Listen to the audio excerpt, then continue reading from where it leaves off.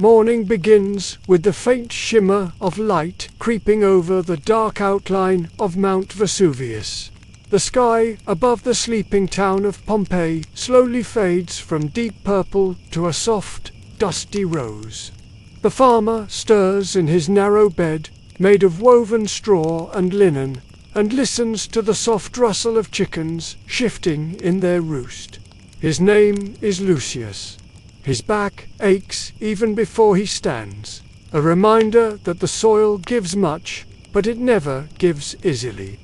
The air feels damp, touched by the night mist that still clings to the fig trees outside. A single clay lamp flickers beside the doorway, its flame fighting the pale morning breeze that slips through the cracks of the wooden shutters.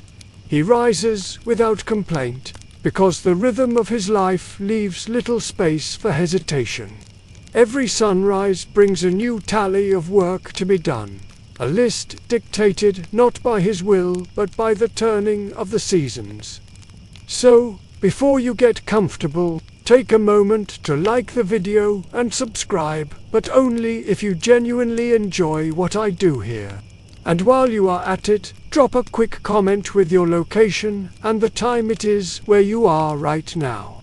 I like seeing who is awake with me on these strange, sleepy journeys. Now, dim the lights, maybe turn on a fan for that soft background hum, and let's ease into tonight's journey together. He steps outside, bare feet touching the cool, packed earth. The path that leads to the vineyard is lined with stones that glisten faintly with dew. In the distance, the slopes of Vesuvius lie calm, covered in green. The mountain has been silent for many years, and most of the villagers see it as a quiet guardian rather than a threat.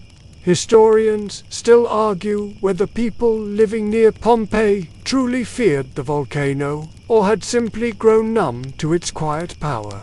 Lucius looks toward it for a moment, then moves on. The air smells faintly of smoke from the baker's oven down the road. The baker's boy, half awake, drags a basket of kindling toward the shop, yawning with every step. Life here begins before the sun is fully born, and that is how it has always been. The first task is to check the tools. He keeps them under a lean-to roof, a simple shelter of timber beams and clay tiles. The iron blade of the sickle has dulled, so he sets it aside for sharpening later. His wooden plough, patched with rope and iron nails, still looks sturdy enough to cut through the volcanic soil. That soil, dark and rich, is the reason farmers like him can survive at all.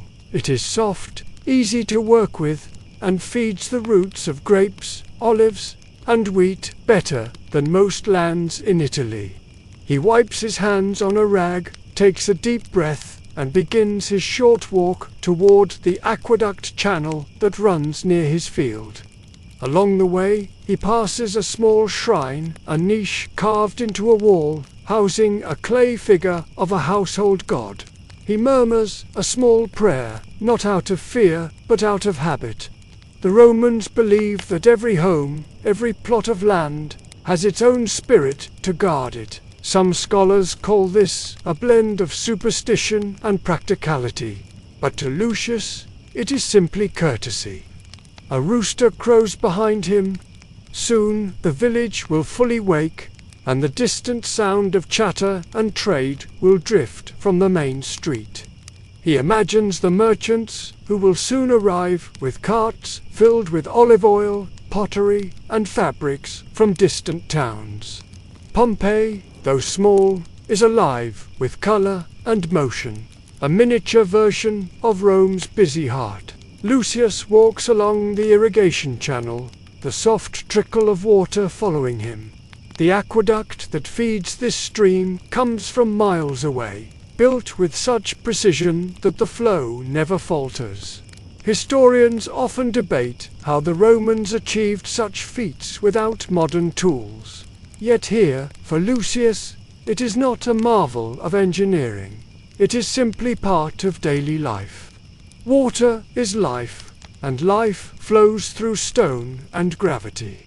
He kneels beside the channel and cups a handful of water to his lips. It tastes clean, though faintly metallic. As he stands, a small lizard darts across the path, disappearing into a crack in the stone. The farmer smiles faintly. Even the smallest creatures know how to survive here. Behind him, his house is now alive with motion. His wife, Flavia, steps outside carrying a clay bowl of barley meal. Their 2 children, still blinking away sleep, chase after a hen that has escaped from its coop. The laughter of children cuts through the quiet morning, light and bright against the hum of nature. Lucius calls out to them, telling his son to leave the bird alone. The boy laughs and obeys halfway, pretending to trip and fall dramatically into the dust. His sister, younger and wiser, stands with her arms crossed and announces that their father will not be pleased. It is a small play acted every morning, one that keeps the household warm before the labor of the day begins. Inside, the scent of barley porridge fills the air. The fire crackles, fed by olive twigs. Flavia stirs the pot slowly, humming a tune that her mother once sang, a song that mentions the gods of harvest and the fickle moods of weather. No one really believes that songs can change the weather, yet they sing them anyway, because they make the world feel gentler.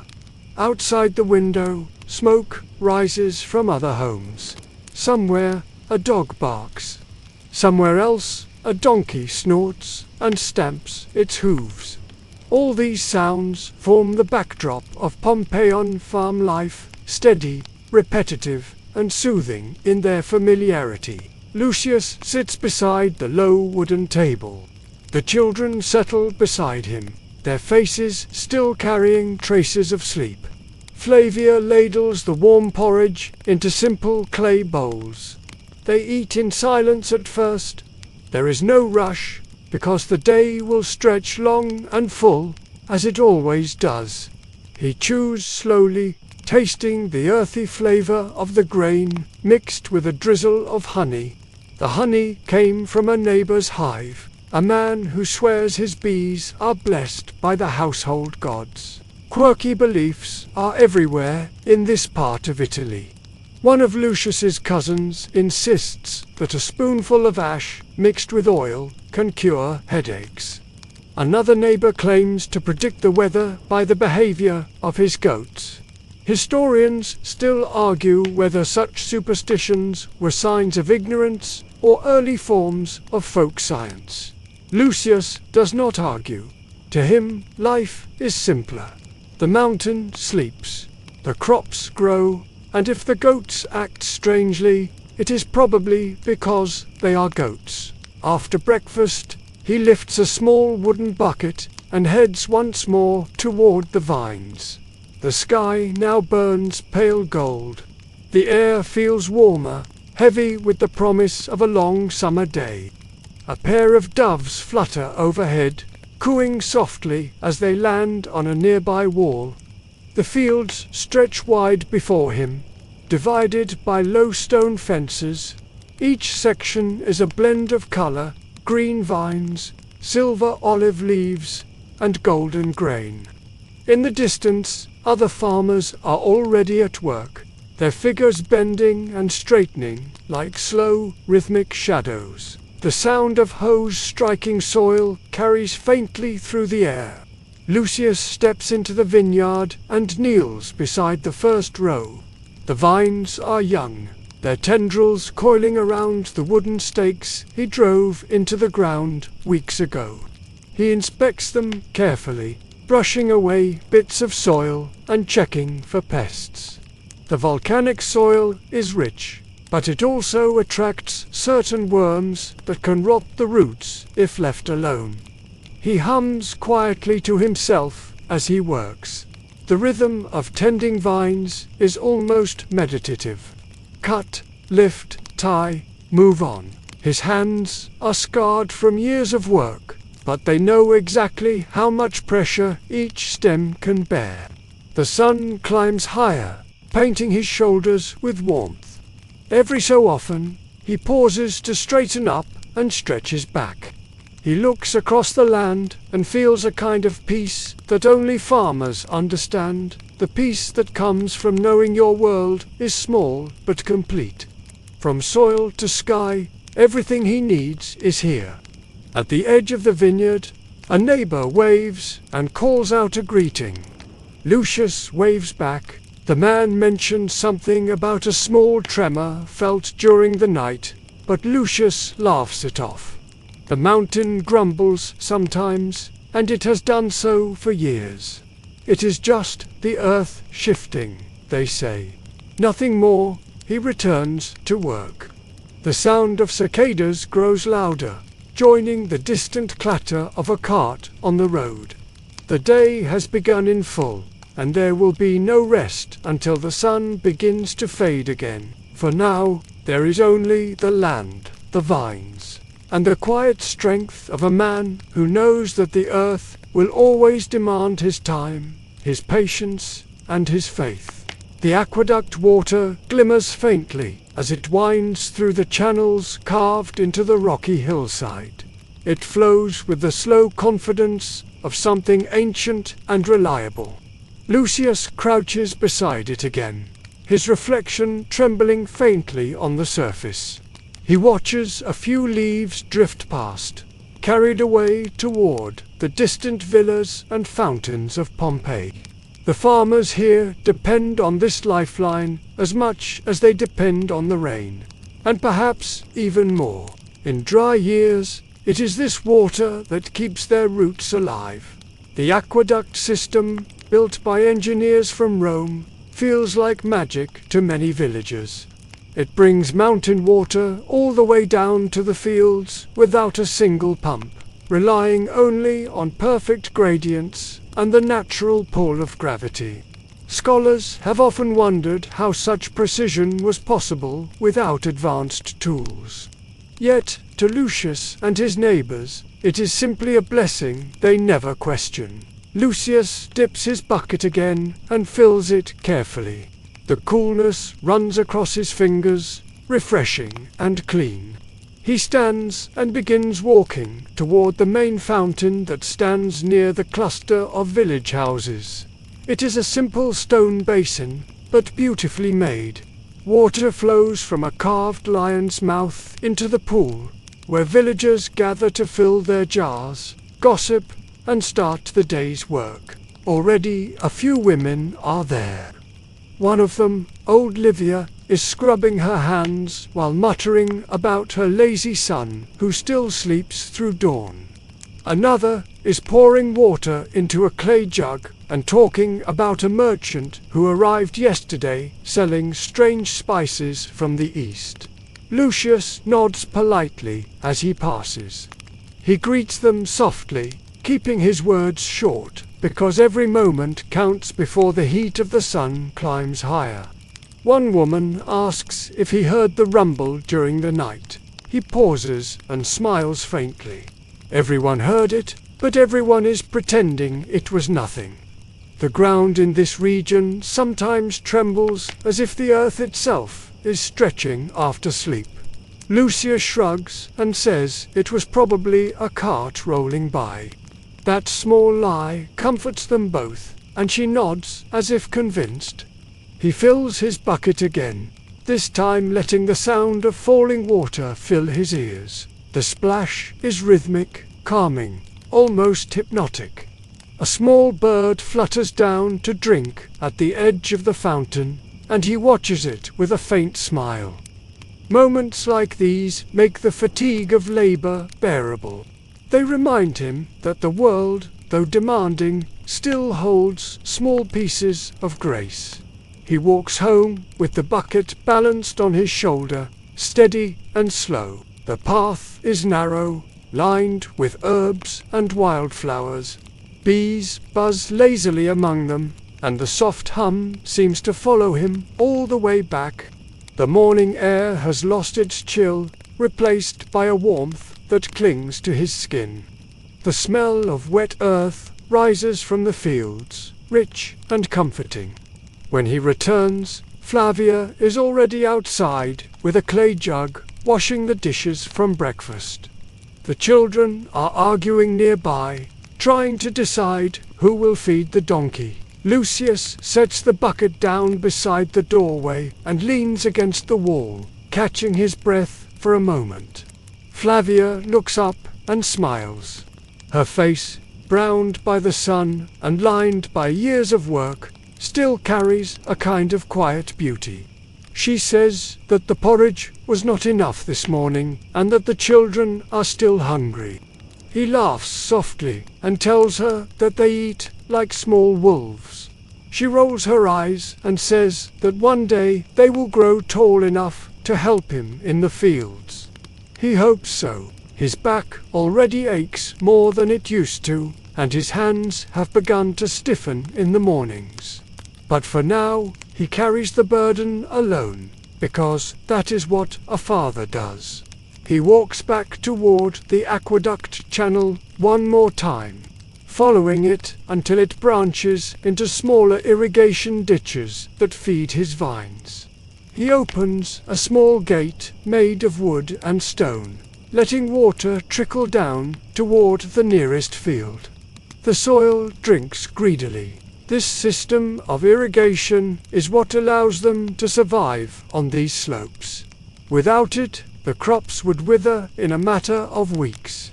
Some historians still debate whether small farmers like Lucius had official rights to this water, or if they simply took it as needed, hoping to stay unnoticed by local overseers.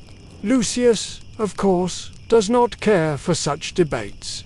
For him, water is life, and he takes only what his vines require. He squats beside the ditch, tracing the flow with a stick. The sunlight flashes on the surface like a line of molten glass. It is beautiful in its simplicity. Further down the slope, two other farmers are arguing. Their voices carry easily through the still air. Lucius catches a few words, something about a boundary stone that one of them moved during the night. Land disputes are common here. Even a few feet of soil can mean the difference between a full harvest and a hungry winter. He listens for a moment, then turns away. It is wiser not to get involved in such things. The farmer walks further toward the end of the irrigation line to check on the small vegetable patch that Flavia tends.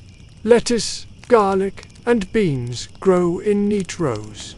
She often jokes that her vegetables thrive better than his vines. He tells her that is because she talks to them too kindly. She insists that plants, like people, respond to gentle words. Historians still argue whether Romans believed plants could hear prayers or whether that was just rural superstition. Whatever the truth, Lucius secretly believes she may be right. Her vegetables always look greener. The sun climbs higher and the day brightens fully. The smell of warm dust fills the air. A distant bell rings somewhere in town, marking the hour. A dog barks again, and a woman laughs from a nearby courtyard. The sound carries lightly on the wind, blending with the hum of bees and the rustle of vine leaves. Lucius feels sweat begin to form on his neck. He takes a small drink from the bucket, then splashes some water across his face. It feels cold, shocking, and perfect. He looks once more toward the mountain. Vesuvius stands quietly, its peak covered by a faint halo of mist. No smoke, no threat, just silence. He returns to the house, where Flavia is now spreading wet clothes on a line to dry. The children have settled their argument and are sitting near the doorway, playing with smooth stones. The family's small dog lies nearby, half asleep in the shade. It lifts one eye to watch Lucius pass, then sighs and goes back to sleep. The farmer steps inside for a moment and picks up his whetstone. He sits on the stool beside the doorway, rests the sickle across his knee, and begins sharpening the blade with slow, steady strokes. The sound of stone against iron fills the small yard, a patient, metallic whisper. Each motion feels practiced, part of the rhythm of his hands. While he works, his mind drifts to memories of his father, who once taught him this same motion under the same sun. His father used to say that sharp tools and steady hearts make for good harvests. Lucius still believes it. The line between superstition and wisdom is often thin, but what matters is that it keeps the hands steady and the mind calm. When the blade is sharp enough, he runs his thumb carefully along its edge, not touching, just feeling the thinness of air that separates safety from injury. He sets it aside, satisfied. The day is fully awake now, and so is he. The mountain remains still. The aqueduct continues to sing softly through the fields. Life goes on, unbothered by what the future holds beneath the calm face of the earth. The smell of warm grain and honey drifts through the air as Flavia stirs another pot over the small clay hearth.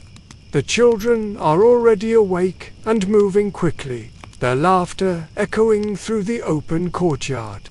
The house is small, but it feels alive in the morning light, each sound weaving into the soft hum of another ordinary day near Pompeii.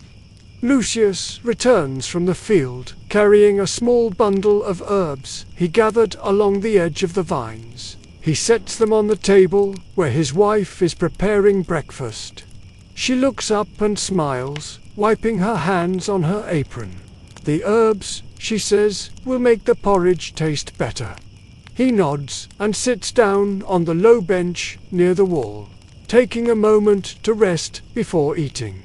Their home is simple but well kept. The walls are made of stone, coated in white plaster, cracked slightly from years of sun.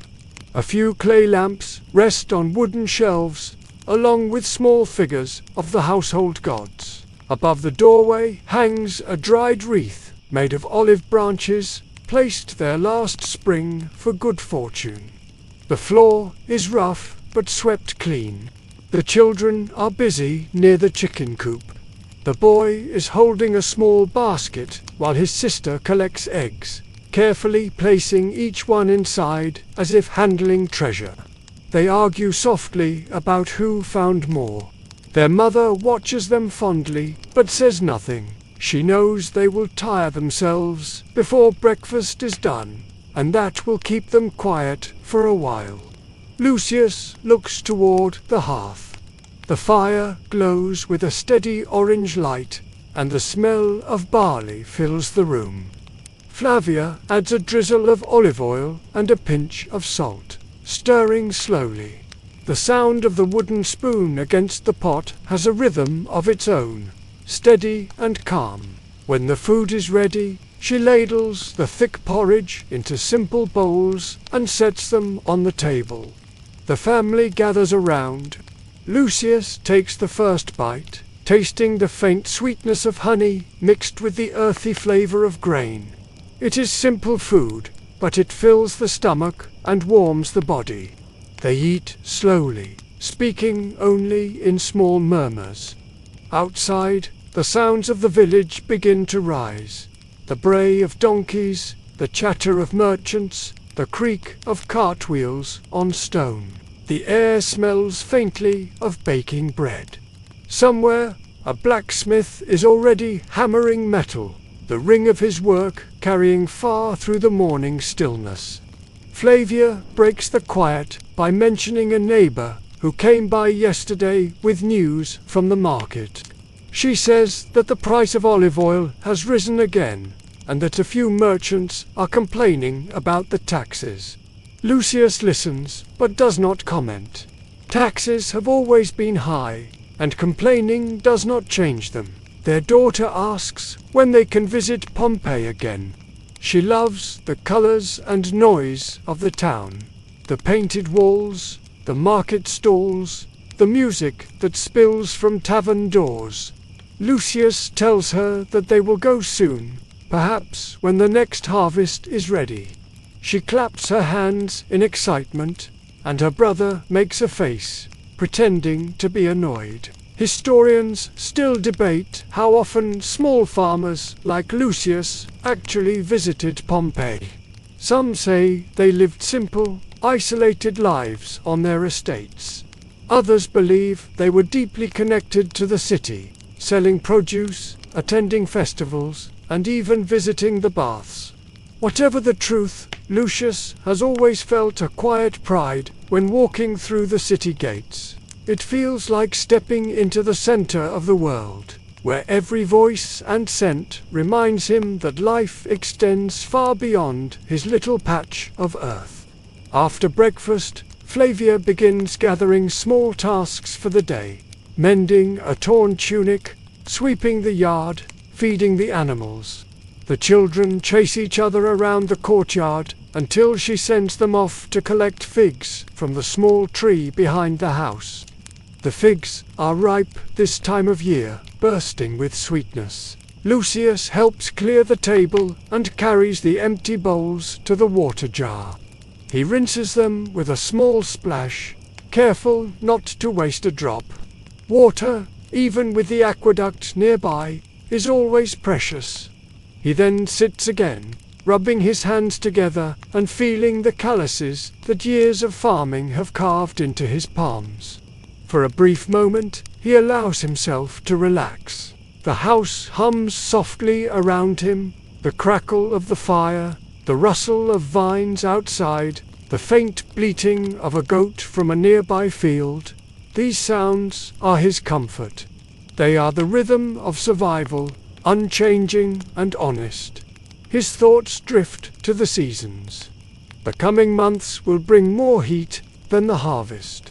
After that, cooler winds will arrive from the north, carrying the smell of rain and wet soil. The farmers will gather, as they always do, to trade tools, share wine, and tell the same old stories.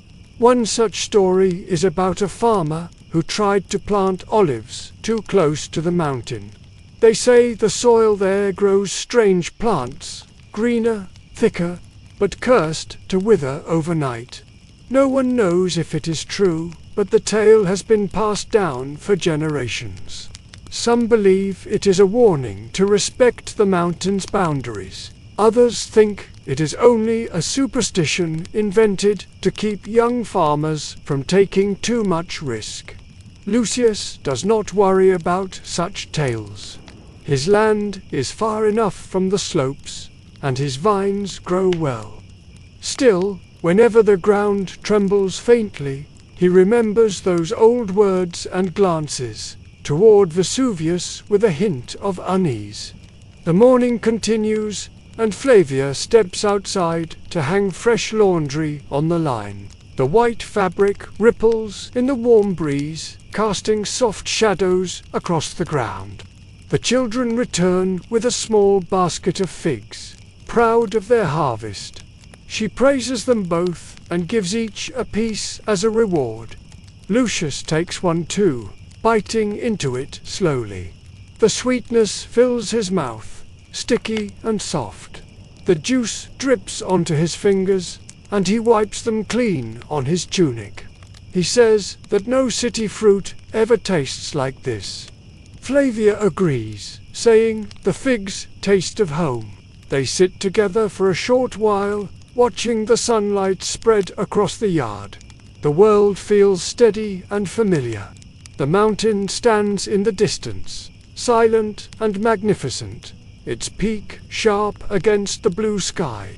The peace is almost complete, except for the faint hum of flies near the door and the distant murmur of voices from the road. Lucius glances toward the path that leads to the vineyard.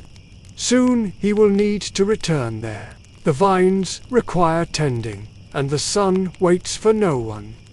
Before he leaves, Flavia hands him a small piece of bread wrapped in cloth.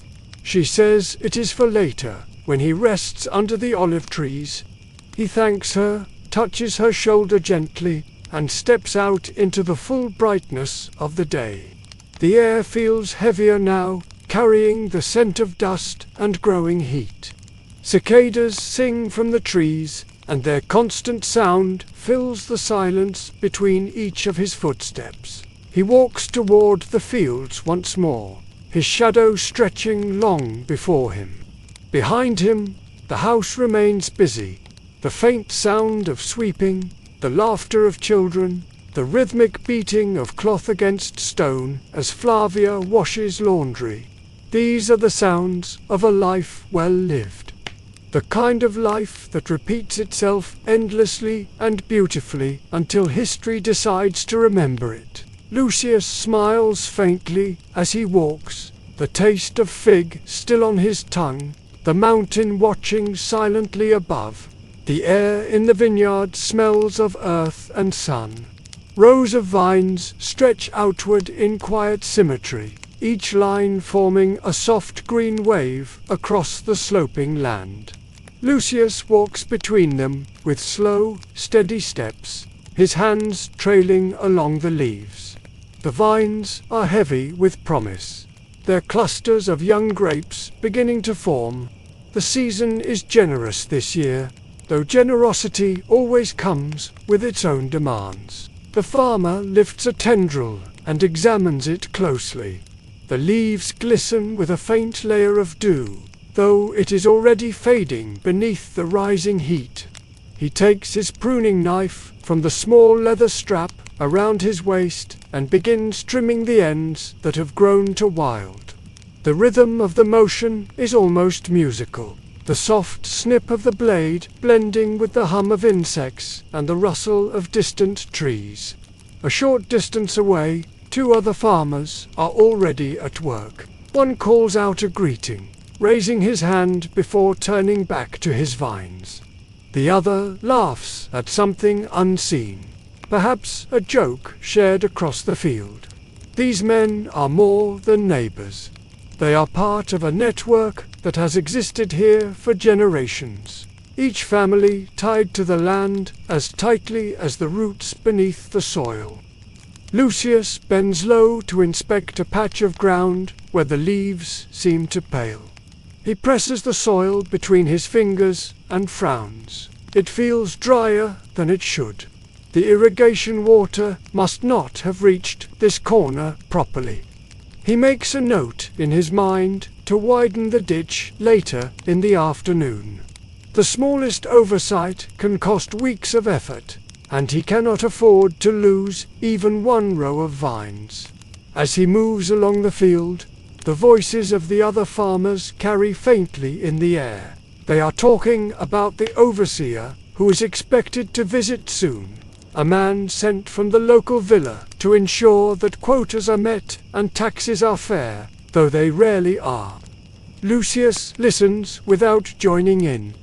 He has learned that the less one says in the presence of such men, the better. The sun climbs higher, burning away the coolness of morning. The light shimmers on the distant roofs of Pompeii, where smoke from ovens rises in soft spirals. Beyond that, the sea glints faintly, calm and endless. The mountain looms to the north, its slopes dappled in shadow. Lucius stops for a moment and straightens his back. He wipes the sweat from his brow with the back of his hand. The day has only begun, but his shoulders already ache. He looks around at the fields, stretching far and wide, and feels a quiet pride. Every plant, every leaf, every drop of water has passed through his hands at some point. This is what defines his world. Not power or wealth, but care. Slow, patient, repeated care. He works for another hour, then finally pauses beneath an olive tree at the edge of the field.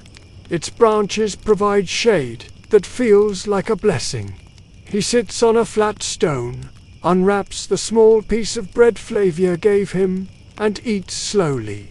The bread is coarse and slightly dry, but it tastes good after the long morning. He takes a sip of water from a clay flask, the coolness reviving him. He watches the landscape as he eats. A lizard darts up the trunk of the olive tree. The cicadas sing louder, filling the air with their endless chorus.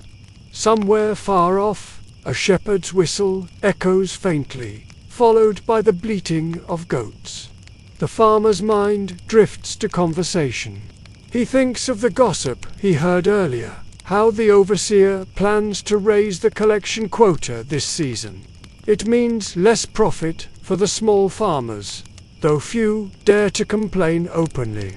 The estates around Pompeii are vast, owned by wealthy families who spend most of their time in the city. The land here is worked by men like Lucius, who rarely see the owners themselves, only the managers who collect the harvest and enforce the rules.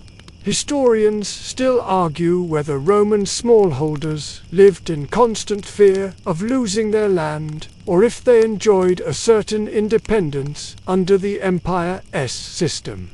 From the way Lucius works, one might think it is both a balance of duty and defiance. He pays his dues because he must, but the pride in his vines belongs only to him. After resting, Lucius returns to pruning. He moves slowly, methodically, cutting away leaves that shade the growing fruit too much. The sun shifts overhead, and the air thickens with heat. Sweat darkens the cloth of his tunic. Dust clings to his legs. Yet he keeps moving, his mind focused on the steady rhythm of labor. At one point, his neighbor, Marcus, calls out from a few rows away. He waves a hand and asks if Lucius has heard about the strange smoke seen near the mountain 2 days ago. Lucius straightens up, shielding his eyes from the glare. He says he did not see anything, only the usual haze. Marcus laughs and says perhaps it was the gods cooking their meals. The two men share a brief smile and return to work. The talk of smoke lingers in Lucius's thoughts for a moment, but he shakes it off. Mountains breathe, he reminds himself. They send out little clouds from time to time. It means nothing. The earth does what it wishes. His father used to say the same thing, though with more confidence than he feels now. By midday, the fields shimmer under the sun. The shadows have grown short, and even the birds have quieted. Lucius wipes his face again and walks toward a small cart filled with cuttings. He gathers the pruned branches into bundles and sets them aside to dry. They will be used later for kindling, or perhaps for weaving small baskets. Nothing goes to waste here. He pauses again beneath the olive tree, breathing deeply. The smell of the vines mixes with the resin of the bark and the faint taint of distant sea air. The combination feels ancient, like the scent of the earth itself, remembering old seasons. He takes another drink from his flask and lets the cool water rest on his tongue before swallowing. Nearby, a small shrine stands at the edge of the field, a simple stone with a carved face, worn smooth by time. It is one of the many little shrines scattered across the countryside, each one dedicated to a local spirit of fertility or protection. Lucius approaches it, brushing away a layer of dust with his hand. Someone, perhaps his wife, has left a few olive leaves there as an offering. He murmurs a short prayer, not because he expects the spirit to answer, but because it feels right to acknowledge the unseen powers that share his land. The farmer straightens again and looks toward the mountain. The peak gleams softly under the sun, peaceful and unbounded. He wonders briefly how old it really is. Some say the gods built it to guard the sea. Others claim it is hollow inside, filled with sleeping fire. Historians still argue whether the people of Pompeii saw Vesuvius as divine or ordinary, but to Lucius it is both majestic and familiar, distant yet close enough to feel like a neighbor. He picks up his tools and returns to work. Each vine gets a moment of his attention, each row a measure of his time. Hours pass unnoticed, marked only by the slow movement of light across the ground. When the shadows begin to stretch again, Lucius finally stops. His hands are stained with sap and soil. His tunic clings to his back. The day has been long, but the vines now look neat and tended, ready for another week of growth. He stands quietly for a moment, letting his gaze travel over the rows he has shaped. There is satisfaction in this, not joy, not pride exactly, but a calm knowing that he has done what he must. As he walks home, the evening breeze begins to rise, carrying the smell of ripening fruit and the faint salt of the sea. The air feels softer now. The day's labor is done, but the rhythm continues. Tomorrow he will wake again before dawn, check the aqueduct, sharpen his tools, and return to the vines. The world moves in circles here, slow and certain, untouched by whatever secrets the mountain keeps. The sun has begun to dip lower in the sky, and a faint golden light spreads across the vineyards. The air feels thick but calm, and a soft wind stirs the tall grass along the road. Lucius walks toward the path that leads to the nearby villa, where the estate overseer is expected to arrive that afternoon. He does not particularly enjoy these visits, but they are part of life here, just as much as planting and harvesting. The overseer, named Gaius, manages several farms around the region. He rides in from Pompeii on a horse that looks too fine for the dusty countryside.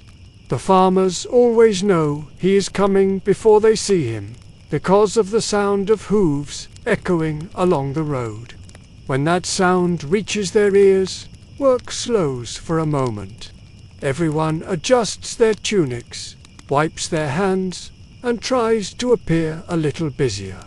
Lucius walks back from the fields, wiping the dirt from his palms. He sets his tools under the lintel and washes his face at the bucket near the door. His wife watches from the doorway, her eyes cautious. The overseer's visits rarely bring good news, and though Gaius is not cruel, he is a man who measures worth in numbers and weight. Soon, a cloud of dust appears in the distance. The horse's shadow stretches across the road before the man himself comes into view. Gaius wears a light tunic dyed faintly red, the color of authority. His sandals gleam with polished leather, and a thin gold ring glints on his hand. He carries a tablet and a wax stylus, ready to note whatever he deems important. Lucius steps forward and bows his head slightly, greeting the man politely. Gaius nods, but does not smile. His gaze moves quickly across the vineyard, counting rows, measuring health, judging silently. After a moment, he dismounts and begins walking, speaking in that clipped tone used by men who do not need to explain themselves. He asks about the yield, about the water flow, about the condition of the soil. Lucius answers as best he can. The words are simple but respectful. He explains that the vines have taken well this season, and that he expects a strong harvest if the weather stays mild. Gaius listens, then kneels to inspect a few leaves. He rubs one between his fingers and frowns slightly. He says the soil looks dry in parts, and that Lucius should use more water from the aqueduct. Lucius agrees, but mentions that too much flow might wash away the lighter roots. Gaius straightens, looks at him for a moment, and then writes something on his tablet. It is impossible to tell whether it is a note of approval or a mark of concern. Historians still argue whether overseers like Gaius were loyal servants of the estates or minor tyrants in their own right. Some accounts describe them as fair men who ensured order. Others portray them as exploiters who squeezed every drop of profit from the farmers. Lucius sees him as neither. To him, Gaius is a necessary part of the system, a man who represents the city's appetite for grain and wine, and whose shadow falls over every small plot of land. As the inspection continues, other farmers gather quietly at the edge of the field, pretending to work, but clearly listening. Gaius moves from row to row, pointing out a few dry patches and making notes about the irrigation ditches. He compliments the even growth of the vines, but says the pruning could be tighter. Lucius nods again, accepting the words without reaction. Finally, Gaius turns back toward the road. He speaks of the new grain quota that will soon take effect.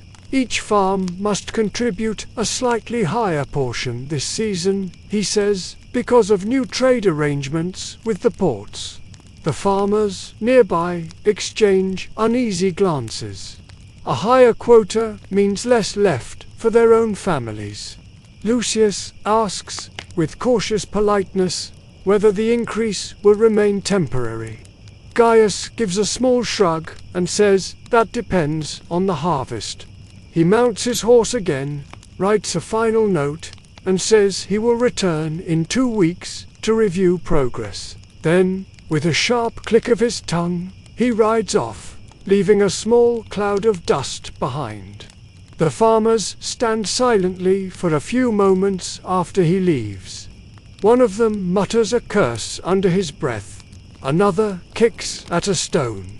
Lucius simply exhales, a long, slow breath that carries no anger, only acceptance. He has seen this pattern many times before. The quota rises, people complain, then life continues. The land does not change its pace to match the orders of men in fine tunics. As the others drift back to their work, Lucius returns home. The air feels cooler now, carrying the scent of evening smoke and distant salt from the sea. The horizon glows faintly pink, and the first long shadows begin to stretch across the ground. Flavia meets him at the door, her expression unreadable. She does not ask what the overseer said. She already knows the pattern too well. Instead, she hands him a cup of watered wine. He drinks slowly, letting the taste linger on his tongue. The wine is thin, made from last year's grapes, but it carries a faint sweetness. He sits down on the low stool near the doorway, stretching his legs. The tiredness of the day begins to sink into his bones, but there is also a strange peace that comes with completion. The quiet after doing all that can be done. The children appear soon after, running toward him with excitement. They hold up a handful of flowers they picked near the road. Flavia tells them to place them on the small household altar, and they do so with serious expressions. The act seems small, but it gives the evening a sense of ritual. As night begins to settle, the family gathers near the hearth. Flavia serves a simple meal, lentils, bread, and a small piece of salted fish. The room glows softly in the lamplight, shadows dancing on the walls. Lucius eats slowly, his mind wandering. He thinks of the overseer's words, the rising quotas, the silent mountain beyond the fields. At one point, his son asks what the overseer's horse was like. Lucius smiles faintly and says it looked strong enough to plow an entire vineyard in a single day. The boy laughs and says he wants one like it when he grows up. His sister tells him he will be too small to ride. Their laughter fills the small room, pushing away the weight of the day. Flavia watches them quietly, a small smile touching her lips. Then she begins to hum a tune, an old melody passed down from her mother. The sound is soft, rising and falling like the whisper of the sea. Lucius closes his eyes for a moment and lets the music drift through him. Outside, the crickets begin their song. The last light fades behind the silhouette of Vesuvius, whose dark shape now blends with the deepening sky. For a moment, Lucius stares at the horizon and feels something unspoken. Not fear, not dread, but an awareness that the mountain silence holds more than peace. Still, he turns away. There are chores to finish, and morning will come too soon. The family begins clearing the table, stacking bowls and washing them at the water jar. The house quiets again, filled only with the faint crackle of the dying fire. In the distance, a faint tremor passes through the ground, so gentle that no one notices except the dog, who lifts its head for a moment before curling back to sleep. The night settles over Pompeii once more, calm and timeless. The midday sun stands high above the countryside, pouring its light over the farms and vineyards that sprawl along the lower slopes of Vesuvius. Heat shimmers above the fields, bending the air into waves that dance faintly between rows of vines. Lucius wipes his brow with the edge of his sleeve, squinting at the brightness. The ground is warm beneath his sandals, and even the cicadas seem to buzz louder, their endless droning almost hypnotic. He knows better than to push himself too hard in this kind of heat.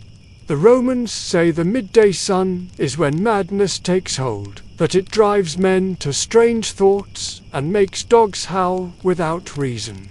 Flavia believes it too, and she always warns him not to work too long once the air begins to shimmer. Still, he tells himself he will only stay out a little longer.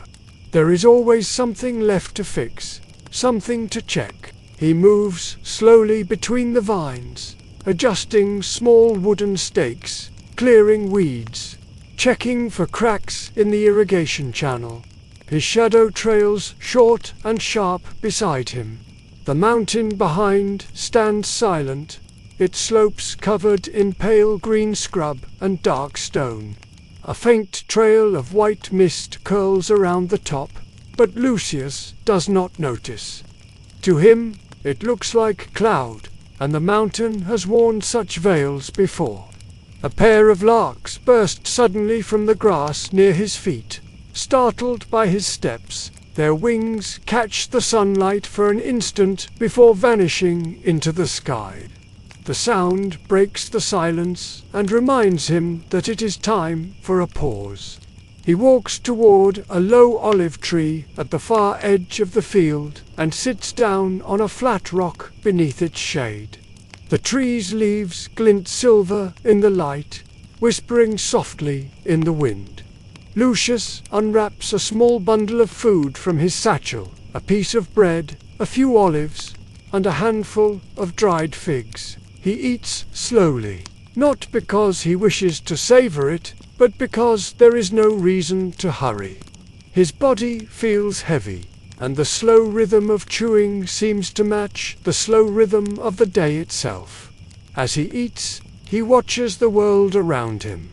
A few distant figures move along the dirt path that leads toward Pompeii, carrying baskets and jars toward the market. From here, the city appears peaceful, its walls faintly golden in the sunlight. The roofs shimmer like small fires where they catch the reflection of the sky.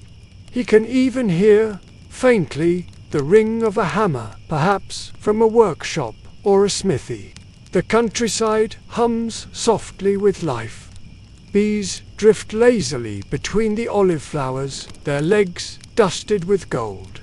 Far off, a donkey brays, breaking the afternoon quiet. Lucius leans back against the trunk of the olive tree and lets his eyes close for a moment. The bark feels warm against his shoulders. He breathes slowly, the air heavy with the scent of dry grass, resin, and sun-warmed soil. For a few moments, the world feels timeless. He imagines his father sitting under this same tree years ago, perhaps resting after his own work. He imagines that nothing in this valley has truly changed. The same mountain, the same earth, the same rhythm of breath and toil. Historians still argue whether men like Lucius felt contentment or resignation in their daily labor. But perhaps it is both. The peace of the familiar, even when it is hard, has its own comfort. After a while, he opens his eyes again. The light has shifted slightly. He drinks from his clay flask and watches the ripples in the water catch the sun. A thin line of ants moves near his foot, each one carrying a tiny crumb from somewhere unseen. He follows their path with his eyes until they vanish beneath the roots of the tree. Even the smallest creatures seem to understand the order of things here. Then he hears it, a low, rhythmic sound in the distance. At first, he thinks it is thunder, but the sky is too bright, too cloudless. The sound fades after a few seconds, replaced by the steady hum of insects again. Lucius frowns, then shakes his head. The ground sometimes grumbles like that. He reminds himself, the earth beneath Pompeii is restless, always shifting in its sleep. He stands slowly and stretches his back. The sun still burns fiercely, but the shade of the olive tree feels cool by comparison. He brushes the dust from his tunic and walks toward the small ridge that overlooks the sea. From there, he can see the faint curve of the coastline, the distant sails moving like white birds on the blue water. The sight always makes him feel both small and fortunate. The sea brings goods, stories, and strangers. Yet here, on land, life moves at a gentler pace. He turns back toward his vineyard. A few rows away, Marcus is working again, his hat pulled low over his face. Lucius calls out a greeting, and the man waves without lifting his head. They work in silence for a while, both too tired to speak. The air between them carries the scent of crushed grass and sun-baked stone. After another hour, Lucius finally decides that is enough for today. He gathers his tools, ties them together with a strip of cloth, and carries them toward the house. The sound of his footsteps on the dry path is the only noise for a long while. Occasionally, a cicada falls silent, only to start again once he passes. When he reaches home, the world feels quieter.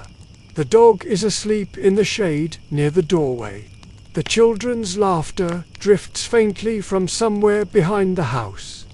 Flavia is sitting near the doorway, sewing a tear in one of the linen cloths. She looks up when she hears him approach and asks if the vines have done well. He nods and tells her that they look strong this year. She smiles faintly and sets her work aside for a moment. She pours him a small cup of water from the jar beside her and hands it to him. He drinks deeply, feeling the coolness spread through his chest. For a few seconds, nothing in the world matters except the taste of clean water and the shade over his head. Flavia tells him that the baker's wife stopped by earlier. She said that more smoke was seen near the mountain today, though faintly. Lucius listens, then shrugs. He tells her that mountains breathe, and that people worry too much. She does not look convinced, but she lets the subject drop. The farmers have seen strange things before. Small tremors, cracks in the ground, even sulfur smells on rare days. Life goes on all the same. The afternoon passes slowly. Lucius repairs one of the wooden rakes, while Flavia grinds grain for the evening meal. The children play with smooth stones, drawing shapes in the dust. The heat finally begins to ease, replaced by a soft, warm wind. The smell of baked bread drifts from the town, mixing with the faint scent of olives and soil. As the light fades, Lucius walks once more to the edge of the field. He stands for a while, watching the sun sink behind the horizon. The sky glows orange and red, and for a brief moment even the mountain seems to shine with color. It is a sight so familiar that it no longer feels extraordinary, yet something deep inside him always stirs when he sees it. He turns back toward home, where the lamp has already been lit. The house glows softly in the twilight, a small island of warmth in the cooling air. Inside, his family waits. Dinner will be simple: bread, olives, and whatever vegetables Flavia has prepared, but the comfort will be enough. The day's heat fades into evening calm. The fields settle into silence, the vines standing tall and still beneath the first stars. The earth rests, the farmer rests, and the mountain sleeps again, for now. Morning arrives with a cool breeze carrying the scent of wet clay and crushed grapes. The light over Pompeii is soft and gentle, the kind that makes the air shimmer faintly but without the harshness of midday. Today will be different because it is market day, and the household has been preparing since dawn. Lucius stands outside, tightening the rope on the small cart that will carry their goods. The wheels are wooden, uneven, and creak whenever he tests them, but they will manage the short road into town. Flavia is packing the last of the produce into woven baskets. She has filled one with figs, another with olives, and a third with small clay jars of oil that they saved from last season's press. The smell of it is sharp, fresh, and faintly grassy. The children are both eager and restless. The boy runs in circles around the cart, pretending to be a horse. His sister scolds him for being noisy, but soon she joins him in laughter. Lucius tries not to smile too much, though the sight softens him. Market days are special for the children. The noise, the colors, and the smells of the town feel like stepping into another world. He checks the straps one last time, making sure the baskets are secure. The path from their small farm to the town of Pompeii winds through fields and past stone walls covered in creeping ivy. It is not far, but the road can be rough in places. Flavia covers her head with a light shawl, then helps the children climb into the cart. Lucius takes hold of the donkey's reins, clicks his tongue, and they begin the slow journey. The wooden wheels creak, and the donkey's hooves beat a steady rhythm on the dusty road. The sound of distant voices floats across the fields, other farmers making their way toward the same destination. The sun rises higher as they travel. The air smells of rosemary, fig leaves, and the faint salt of the nearby sea. Along the road, they pass other travelers, merchants, laborers, women carrying baskets on their heads, a pair of soldiers laughing softly. Everyone seems to move toward Pompeii as if drawn by an invisible tide. As the city walls come into view, the children lean forward in excitement. The walls are tall but weathered, streaked with pale stains where rain has worn the stone. Above them rise the rooftops of villas, red and golden in the sunlight. The faint clatter of carts grows louder, joined by the hum of voices and the scent of baked bread. The family enters through one of the main gates. A few guards nod in greeting as Lucius passes. Inside, the streets are alive with motion. Vendors call out prices. Children chase each other between stalls, and the air carries 100 scents: olives, fish, smoke, flowers, and fresh bread. It is overwhelming but beautiful in its chaos. Flavia guides the children toward the marketplace, while Lucius leads the donkey to a quiet corner near the fountain. The stone basin there is carved with dolphins and lions, water pouring continuously from their mouths. He lets the donkey drink while he unpacks the baskets. Around them, traders spread their goods across tables or mats. There are baskets of dates from the east, rolls of dyed wool, bronze jewelry, and small bottles of perfume. Historians still debate whether small farmers like Lucius sold their own produce directly or through merchants. Whatever the case, Lucius prefers to trade himself. He trusts his own hands and voice more than any middleman's promises. He arranges his goods neatly. The olives glisten in clay bowls, the figs rest in neat piles, and the oil jars stand in a row like little soldiers. Soon, people begin to stop by. A woman buys 2 jars of oil, praising its clarity. A man tastes one of the figs and smiles before paying. Lucius nods politely to each, never haggling too much. A fair price keeps customers returning, and he values the quiet respect more than a few extra coins. Flavia, meanwhile, walks with the children through the market. They stop at stalls to admire the bright fabrics and painted pottery. The girl lingers by a stall selling little clay dolls, while her brother points at a man twisting sugar into animal shapes. She laughs as the vendor shapes a tiny lion and hands it to her brother. The market buzzes with life. Musicians play flutes near the fountain, and the sound echoes off the stone walls. A storyteller stands nearby, performing for a small crowd.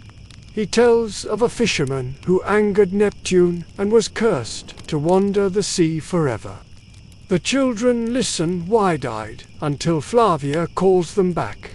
Lucius finishes his sales and joins them near the fountain. They share a small loaf of bread and a handful of dates for lunch. The water splashes gently behind them, cool and clear. For a brief time, the bustle of the market fades into background noise. While they rest, an older man sitting nearby begins talking about strange noises he heard from the mountain last night. He says his chickens refused to roost, and that the air smelled faintly of sulfur. Lucius listens, but says little. Another man laughs and tells the old one he has been drinking too much wine. The group chuckles, and the tension passes. Still, when Lucius looks toward the north, he sees the faint outline of Vesuvius rising above the rooftops. The peak is half hidden by haze. He cannot tell if it is smoke or cloud. He decides not to think about it. After their meal, Flavia buys a small piece of cloth from a merchant. She says it will make a good tunic for the boy. Lucius agrees and pays the vendor. They also buy a pinch of salt and a few pieces of dried meat for the week ahead. As the afternoon fades, the market begins to thin. Traders pack their goods, and carts creak once more toward the gates. Lucius loads the empty baskets into the cart, counting the few coins he has earned. It is not much, but enough for what they need. Before leaving, he walks to the fountain again. He cups some water in his hands and drinks. The water is cool, carrying the faint mineral taste of the aqueduct. Historians still marvel at the Roman ability to bring water to every corner of their cities. Lucius takes it for granted, though he always gives quiet thanks. The journey home feels longer, though the road is the same. The donkey moves at a slower pace now, tired from the day's work. The children nap in the cart, their heads resting on Flavia's lap. The sun dips low, turning the world golden again. When they reach their small home, the first stars are appearing. The fields glow faintly in the twilight, and the vines rustle softly in the evening breeze. Lucius unloads the cart and carries the remaining figs inside.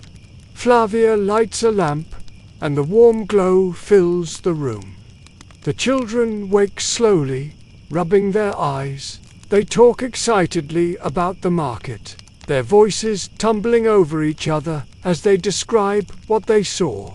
Lucius listens with a tired smile.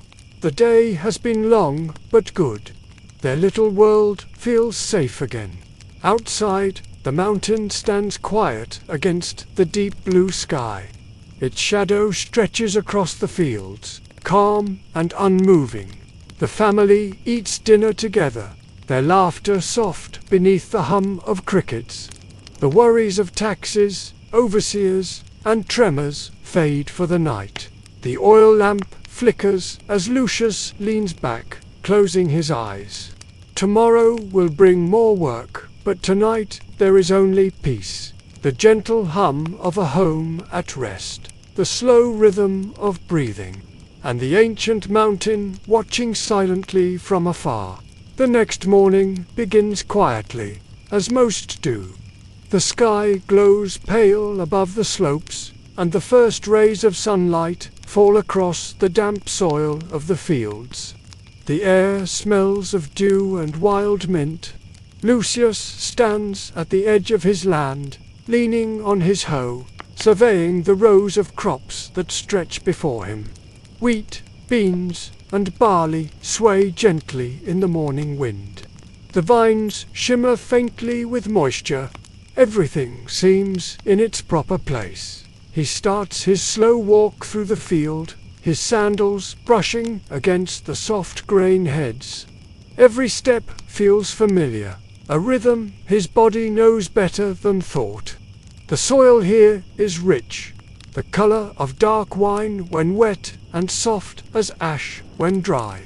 It is the gift of the mountain, the same one that casts its long shadow across his land. Lucius stops to kneel beside the wheat. He rubs a few grains between his fingers, checking their firmness. The stalks look strong, though a few have been bent by the wind. He straightens them carefully, speaking softly as if the plants might listen. His father used to do the same thing, whispering small encouragements to the crops, believing it would help them grow straighter. Historians still argue whether farmers of this time truly believed their words could influence the harvest, but Lucius never questions it. It costs nothing to speak kindly to the earth. He moves toward the bean patch next, crouching low to pull a few weeds. The plants are thick with pods, their green skin faintly shiny under the light. A few beetles crawl along the leaves, but nothing serious yet. Lucius knows to check early. Pests can spread fast, and he has learned to notice the smallest signs before trouble begins. At the far end of the field, a small stone wall marks the boundary between his land and that of his neighbor, Marcus. The two men often meet here in the mornings to share a word or two before returning to their own tasks. Lucius sees Marcus approaching now, carrying a small basket of figs. They greet each other with a nod. Marcus sets the basket down and offers one of the fruits. Lucius accepts it, biting into the soft flesh. The sweetness mixes with the faint taste of dust and sun. Marcus tells him that he heard faint rumblings again last night. His wife insists the ground moved slightly beneath their house. Lucius listens but smiles, saying perhaps she only imagined it after hearing stories at the market. Marcus laughs and says perhaps he imagined it too. Still, both men fall quiet for a moment, looking toward the mountain. Its peak glows gold in the morning light, calm and beautiful. Lucius changes the subject. He asks about the new seed Marcus planted this season, the one he bought from a merchant near Herculaneum. Marcus says it grows fast, though it needs more water than expected. He worries about the aqueduct flow. The men discuss the irrigation channels, where to widen them, and how best to share water without angering the others.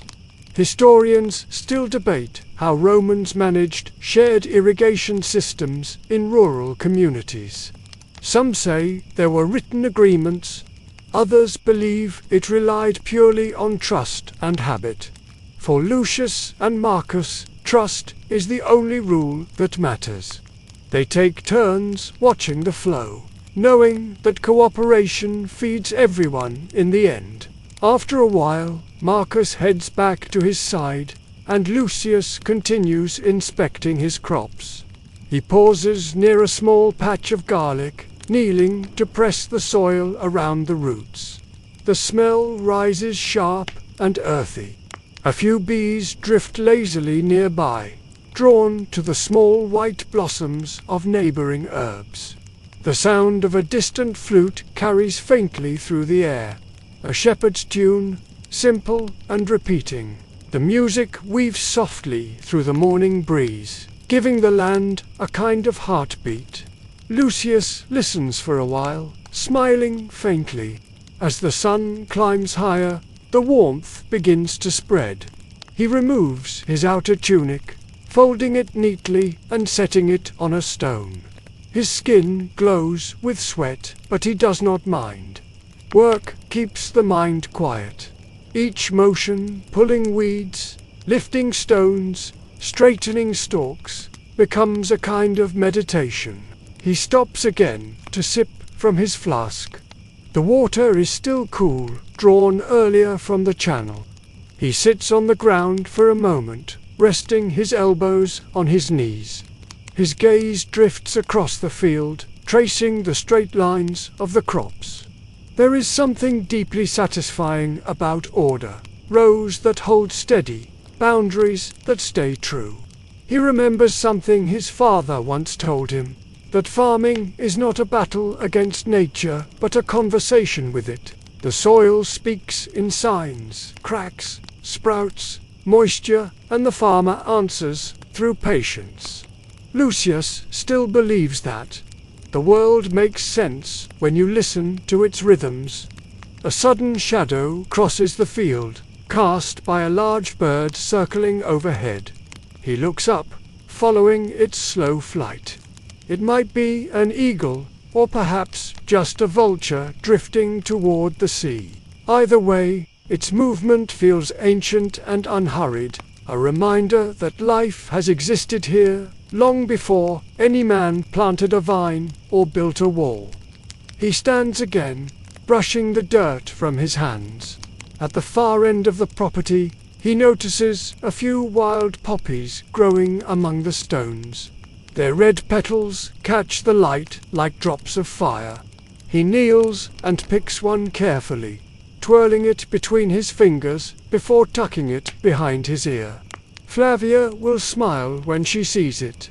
By midday, the work is done. The fields look clean, trimmed, and well tended.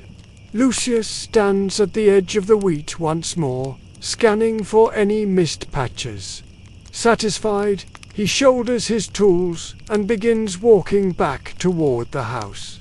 The cicadas begin their droning chorus, rising with the heat. As he walks, he glances once more toward Vesuvius. The peak is faintly hazy again, though it could just be the heat distorting the air. He squints, then shakes his head. The mountain has always smoked, off and on. The earth breathes, that is all. The gods may grumble, but they never shout. When he reaches home, Flavia is at the well with their daughter. The girl is lowering the rope carefully, her small hands wrapped around the handle. Lucius watches as the bucket splashes into the water below, then rises again, dripping and cool. The sunlight flashes on the ripples, and for a moment the sight feels almost sacred. He takes the bucket from her and pours some water over his hands and face. The chill makes him gasp, but the relief feels heavenly. Flavia laughs softly at the sound and hands him a piece of bread spread with olive paste. He eats, standing up, still dripping. The boy runs past, chasing the dog with a stick. The animal barks once, then dashes behind a pile of firewood. Flavia scolds them both, though her voice carries more warmth than anger. Lucius looks out toward the horizon again. The fields, the trees, the vines, all of it stretches quietly under the afternoon light. There is peace in this repetition, in knowing what tomorrow will look like. The same work, the same road, the same rising and setting of the sun. He finds comfort in that thought. He leans his hoe against the wall and sits beside Flavia near the doorway. The breeze smells faintly of figs and sea salt. They say nothing for a while, content to listen to the distant sounds of the world, the rhythm of water dripping from the well, the faraway flute that has not yet stopped, and the steady breathing of the land. Above it all, Vesuvius stands silent, its shadow stretching across their fields like the slow passing of time. The afternoon air grows heavier, but not unpleasant. A soft wind comes down from the mountain, carrying with it the smell of warm stone and fig leaves. The fields shimmer in the light, quiet except for the hum of insects. This is the hour when most farmers slow their work, when even the animals move lazily through the heat. For Lucius, it is time to visit the well, the one that stands at the center of the small cluster of houses nearby. He takes 2 clay jars from the doorway, their surfaces cool to the touch. His daughter follows behind, carrying a small cup tied to a cord. The path to the well winds between vineyards and fig trees, each step releasing faint smells of sap and earth. The air is full of small, familiar sounds. The cry of a hawk, the rattle of a cart far off on the road, the rhythmic tapping of someone mending a wall. When they reach the well, a few neighbors are already there. Old Livia sits on a stone, her knees drawn close, gossiping with a younger woman named Julia. The two look up as Lucius arrives and greet him warmly. The well is shaded by a few olive trees, their silvery leaves whispering softly in the breeze. It feels like a small oasis in the center of all this open land. Lucius sets down his jars and looks into the well. The water glimmers faintly below, reflecting the patch of sky above. He lowers the rope, the pulley creaking as the bucket descends. When it splashes, the sound seems to echo forever, cool and distant. He pulls it up carefully, the rope rough against his palms. The bucket rises dripping and full, the water catching the light like a mirror. He fills one jar, then another. His daughter kneels beside him, splashing her fingers in the water that spills over the edges. Her laughter mixes with the rustle of leaves and the soft murmur of conversation. The women nearby talk about strange things. Julia says she heard rumbling again last night, this time longer than before. Livia swears her lamp flickered without wind. Someone mentions that dogs have been restless, howling without reason. Lucius listens quietly, tying the lid on one jar. He says it is probably nothing more than the earth shifting, or perhaps too much wine before bed. The women laugh, but only Still, the air feels different today, though it is hard to say why. The sunlight looks the same, The sounds are the same, yet a faint unease lingers beneath it all. The mountain looms not far away, its top faintly hazed. The villagers avoid looking at it directly, as if the mountain itself listens when spoken about. Historians still argue whether people living near Vesuvius truly feared it, or simply lived with its moods as they did the weather. Some writings say they believed it was home to a god of fire. Others claim they saw it only as another mountain. Lucius, like most of his neighbors, does not trouble himself with questions of gods or geology. The mountain has always been there. It breathes smoke sometimes, it shakes the ground sometimes, but it also feeds their fields. To him, that makes it part of life, not a threat. When the jars are full, Lucius wipes his hands and sits beside Livia for a moment. She tells him that her cousin from Herculaneum sent word of cracks appearing in one of their garden walls. Lucius nods, but does not answer right away. He looks toward the horizon instead, where the light shimmers like water. His daughter returns to his side, holding the cup she has dipped into the well. She offers it to him. The water tastes faintly metallic, cool and sharp. He drinks, then hands it back to her. The girl drinks next, her face lighting with delight at the freshness. When the bucket clatters empty again, Lucius ties it neatly against the post and stands. He thanks the women, lifting the jars carefully onto his shoulders. The girl runs ahead, her feet kicking up small clouds of dust. As they walk home, the world feels both ordinary and strangely alert. Every sound seems clearer. The creak of branches, the scrape of his sandals, the far-off cry of gulls from the coast. He cannot explain it, but something in the air feels charged, like the moment before rain, though the sky remains bright and cloudless. When they reach the house, Flavia is kneeling near the doorway, mending a net used to dry fruit. She looks up and smiles when she sees them return. Lucius sets down the jars and wipes his hands on his tunic. The girl rushes to tell her mother about the gossip at the well, repeating the story of the restless dogs with great seriousness. Flavia laughs and tells her daughter that old women always imagine things when they have too much time to talk. Lucius says nothing. He washes his hands and splashes a little water on his face.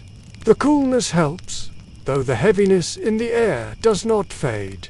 Later in the afternoon, a few neighbors stop by. Marcus brings a small jar of honey, saying his bees have done well this season. He sits with Lucius near the doorway, the two men talking quietly while the women exchange vegetables and news. Their conversation drifts from crops to taxes to, inevitably, the mountain. Marcus says he heard a dull sound from beneath the ground last night, almost like thunder rolling deep under the earth. He laughs as he says it, trying to make it sound unimportant, but his eyes do not match the laughter. Lucius listens, then says, "Perhaps the gods are moving their furniture." Both men chuckle softly, but the silence that follows is longer than before. The children play nearby, chasing each other around the olive tree. Their laughter breaks the stillness. Flavia calls for them to stay close, but her voice lacks its usual firmness. Even she keeps glancing toward the horizon now and then. As the sun lowers, the colors of the world grow richer: orange fields, golden vines, blue shadows gathering near the base of the mountain. The beauty of it almost hides the tension that has begun to hum beneath the surface of daily life. Almost, Lucius stands once more, stretching his back. He says he will walk to the edge of the field before supper. Flavia nods, her eyes following him quietly as he goes. The air feels heavy, but the wind carries the faint scent of grapes, reminding him that the harvest is not far away. At the far end of his land, he pauses to look back at the house. The light from the doorway spills across the ground, warm and soft. The children's laughter drifts faintly through the air. He turns toward the mountain. Its slopes are still, wrapped in their usual haze. For a moment, he thinks he sees a faint ribbon of smoke rise from near the summit, but it could be a cloud catching the last of the sun. He stands there until the shadows lengthen and the stars begin to appear. Then he turns back toward home, walking slowly through the tall grass. The earth feels solid under his feet. The sky glows faintly pink. The mountain, silent as ever, watches from above. That night, as the family eats supper by lamplight, the talk is light again, about figs, about goats, about the noise the boy's sandals make when he runs. The unease fades into the background, tucked away beneath laughter and the comfort of food. Outside, in the darkness, the crickets sing. The wind moves softly through the vines. And somewhere in the distance, the ground sighs once quiet enough to be mistaken for a dream. Evening has settled over the valley, painting the land in deep gold and grey.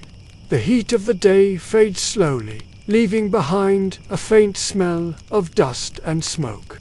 The vineyards glow softly under the last touch of sunlight, and the olive trees seem to whisper as the wind drifts down from the mountain.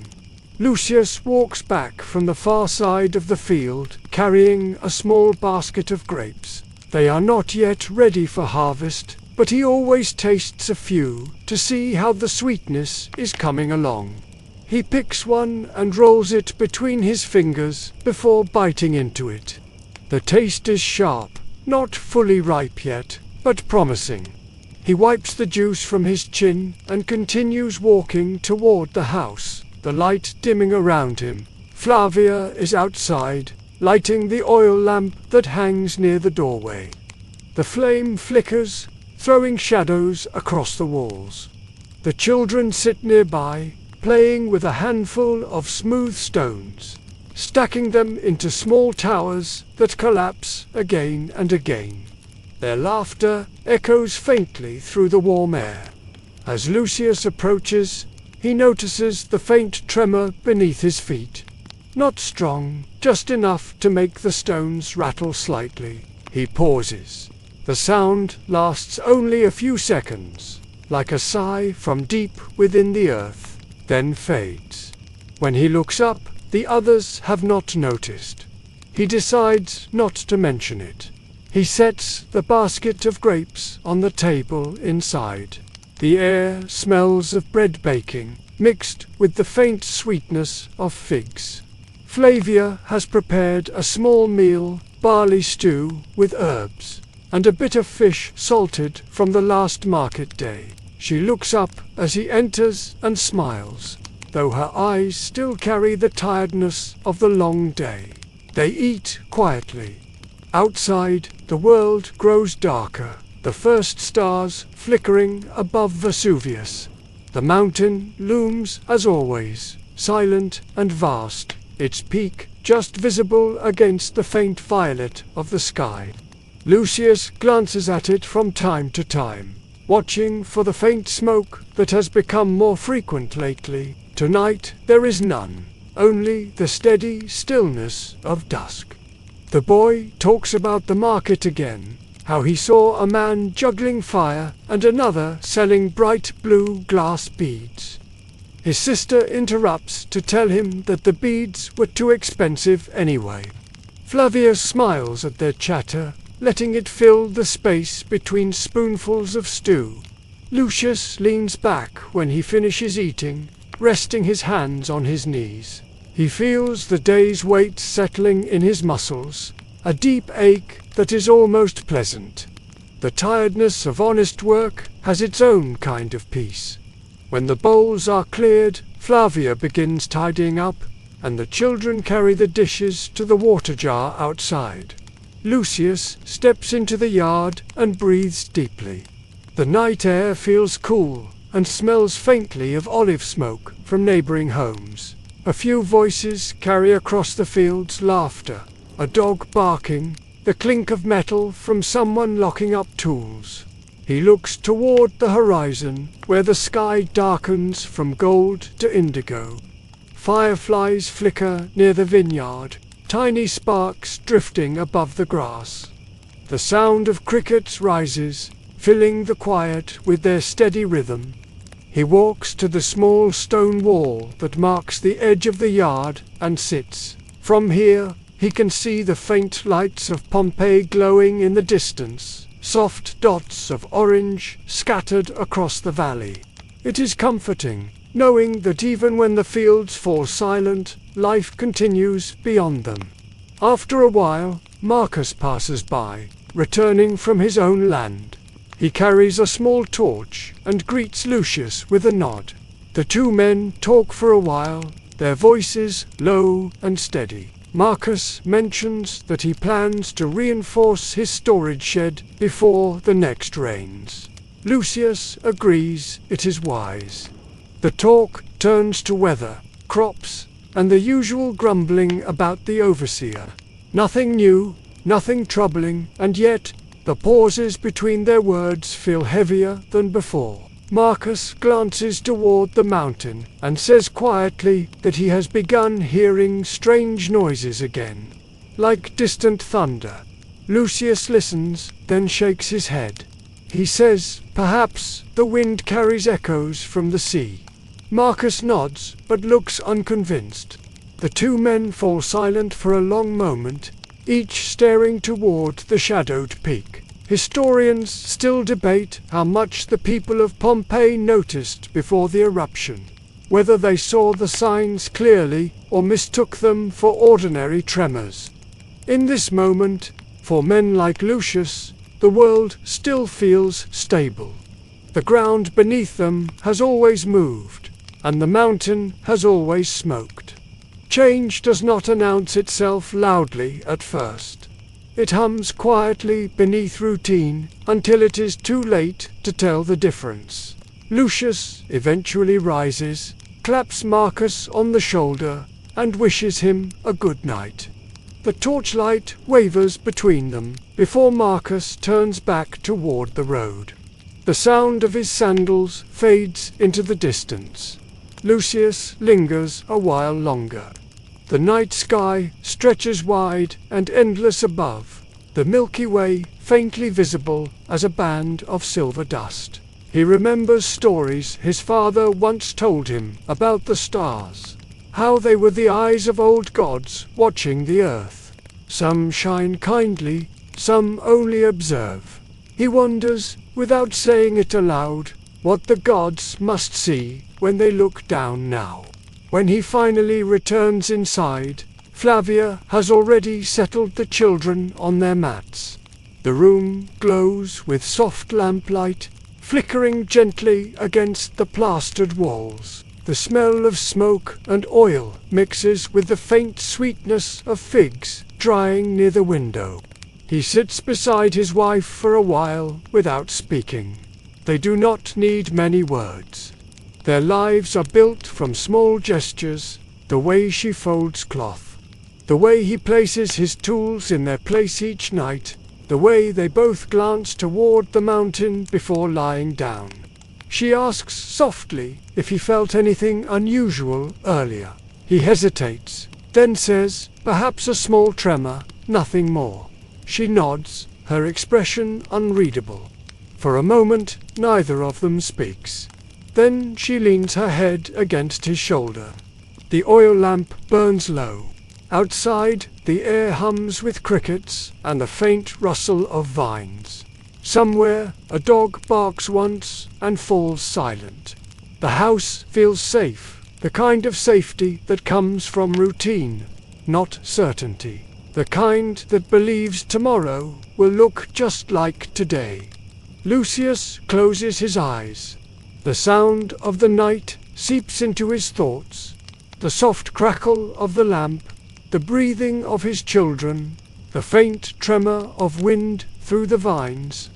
Beneath it all, so faint it almost blends with silence, the earth murmurs again.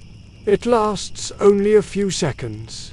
Then the stillness returns, heavier than before.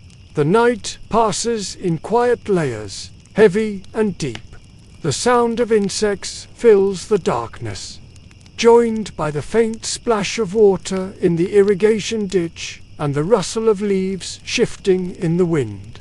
The small house near Pompeii sleeps soundly, its walls holding the warmth of the day. Lucius dreams of the fields.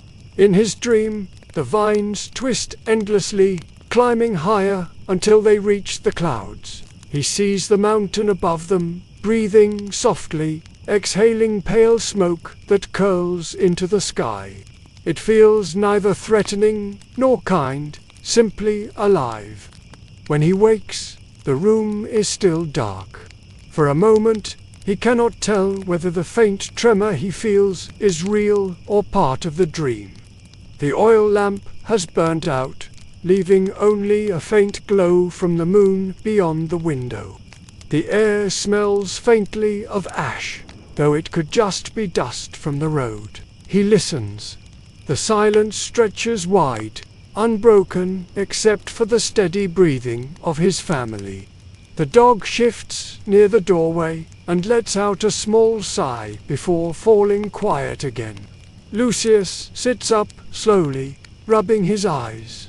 He tells himself it was nothing, perhaps the wind, perhaps his imagination. Still, he remains awake for a while, listening.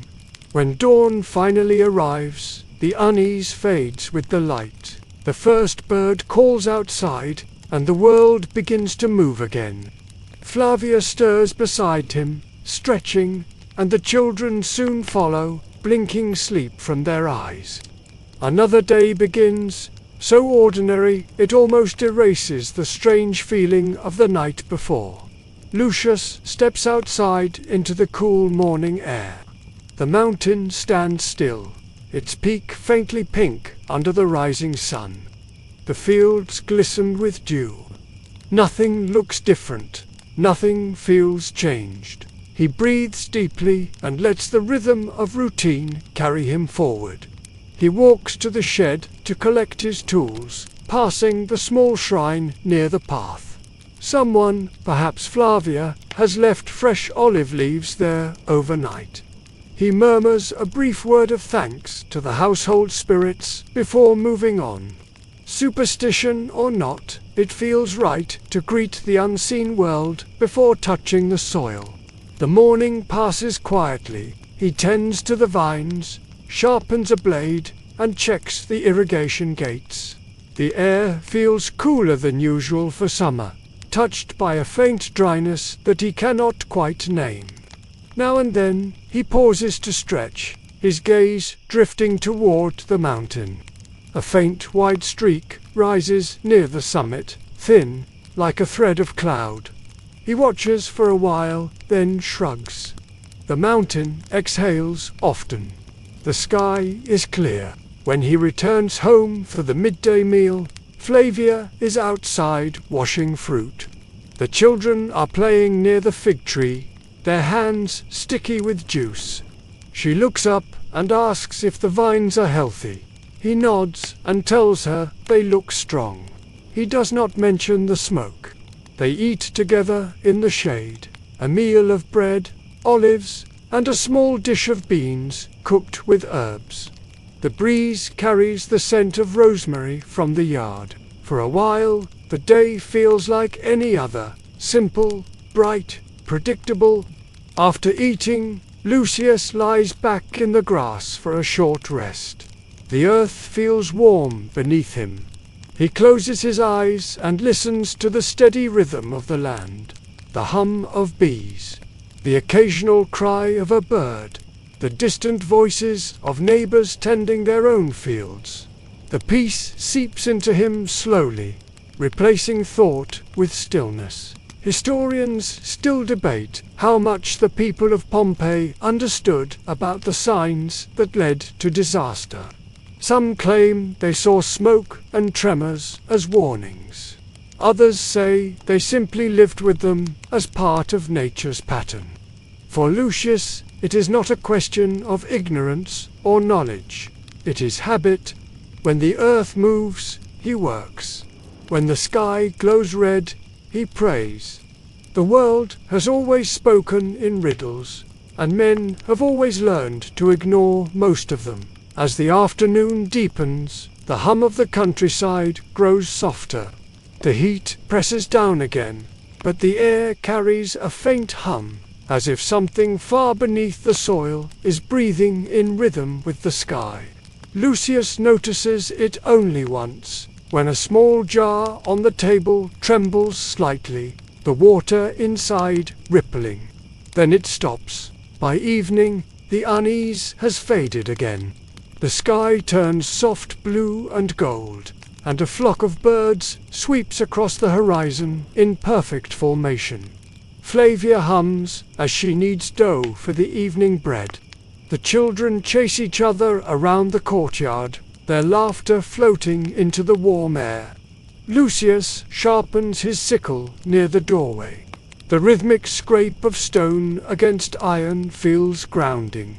He stops once to watch the sun dip lower, the light painting the vineyard in deep amber. The vines look alive, almost glowing, their leaves fluttering faintly in the breeze. Marcus stops by again, carrying a small jug of wine. He says his goats refused to leave their pen that morning, which made his wife uneasy. Lucius laughs softly and says animals often act strangely in heat. They sit together, sipping wine from clay cups, their conversation meandering between weather, family, and memories of harvests past. After a while, the sky darkens completely. The stars appear again, bright, endless, and strangely close. The air feels cooler than usual. The crickets sing in waves, their sound rising and falling like breath. Lucius stands and stretches. He feels the faint pull of tired muscles, the kind that promises deep sleep later. He says goodnight to Marcus, then steps inside. Flavia has already lit the lamp. The light flickers softly against her face as she sits mending one of the children's tunics. The boy lies on the mat, already drifting to sleep, while his sister hums a quiet tune, her small hands smoothing the edge of a cloth doll. Lucius watches them, a smile touching his face. He sits beside his wife, and for a few minutes they share silence. Outside, the wind picks up faintly, carrying the scent of salt from the sea. Then, just as they are about to lie down, a dull sound echoes in the distance, a single, heavy thud that seems to rise from the mountain itself. The lamp flickers, then steadies. Flavia glances at him, eyes questioning. Lucius listens. The sound does not come again. He exhales slowly and says it must be a rockslide. They are common this time of year. She nods, though her gaze lingers on the window. They lie down together. The night deepens, pressing close around the small house. The air feels still, almost too still, as if the world is holding its breath. The last thing Lucius hears before sleep takes him is the faint rumble beneath the earth. Softer this time, but unmistakable. The kind of sound that feels alive. He turns once, murmurs a short prayer to the household gods, and lets his eyes close. The vines outside rustle faintly in the darkness. The mountain, silent and vast, waits above, its shadow stretching across the sleeping fields. The dawn rises pale and silver, the kind of light that makes everything look new for a moment. The fields shimmer with dew, the air cool and still, The faint mist drifts across the ground like breath.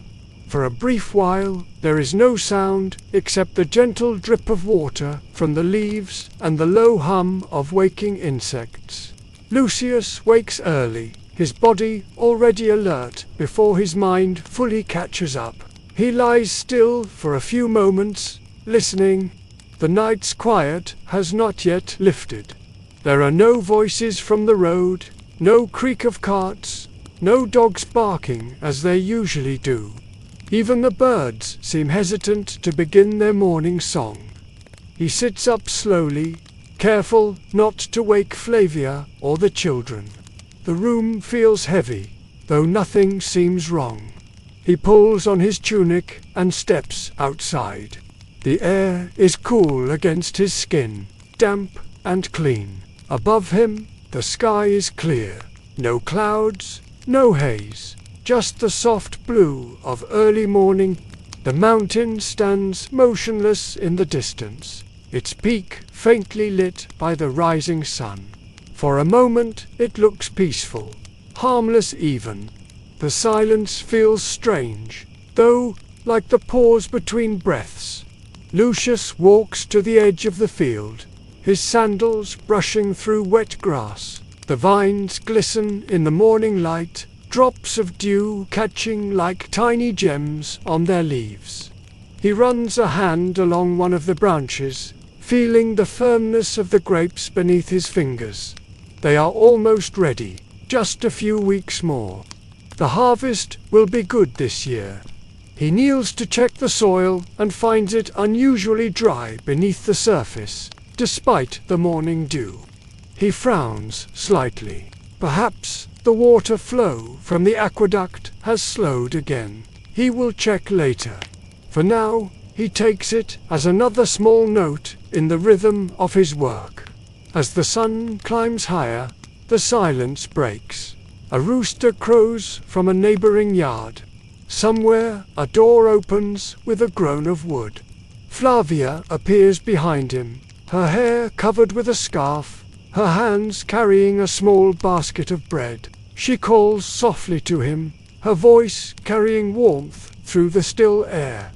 They eat together under the olive tree, as they sometimes do when the weather is pleasant. The children join them, still half asleep, yawning and rubbing their eyes. The boy reaches for a piece of bread, while his sister drinks from a clay cup of watered wine. The smell of warm bread mixes with the scent of the vines, earthy and sweet. Flavia speaks first, saying she heard something in the night, not thunder, but deeper, like a drum far underground. Lucius nods, but says it was likely the wind rolling through the valley. He keeps his tone light, though a small part of him remembers the faint tremor that moved beneath their bed. Historians still argue whether the people of Pompeii noticed the smaller quakes that came before the great eruption. Some say they did, and simply accepted them, while others believe they were so common that no one bothered to fear them. To Lucius, it feels like any other shift in the earth. Something old, something natural. After breakfast, he heads to the irrigation ditch. The water trickles slower than usual, confirming his earlier suspicion.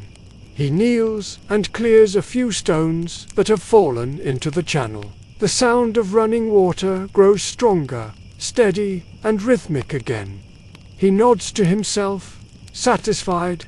As the morning warms, the familiar noise of daily life returns. The distant chatter of women at the well, the creak of cartwheels, the clinking of tools from nearby fields.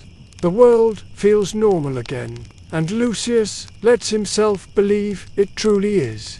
He spends the next few hours trimming the lower vines, humming a soft tune as he works. The song is one his father used to hum, wordless, slow, and steady, a rhythm that fits the motion of pruning.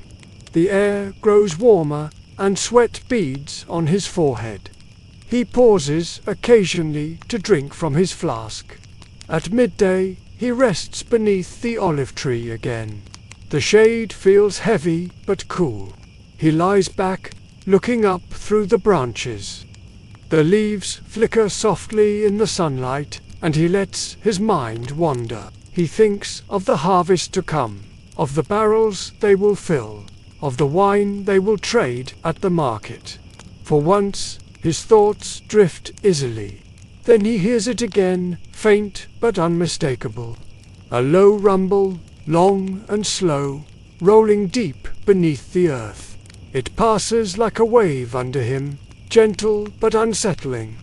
The leaves above tremble slightly, then settle again. The flask beside him rattles once against the stone.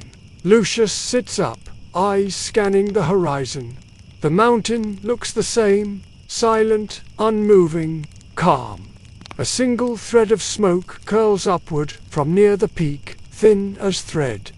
He watches it for a long moment, then shakes his head. The mountain has smoked before. It means nothing. He stands and returns to his work, though his rhythm is slower now.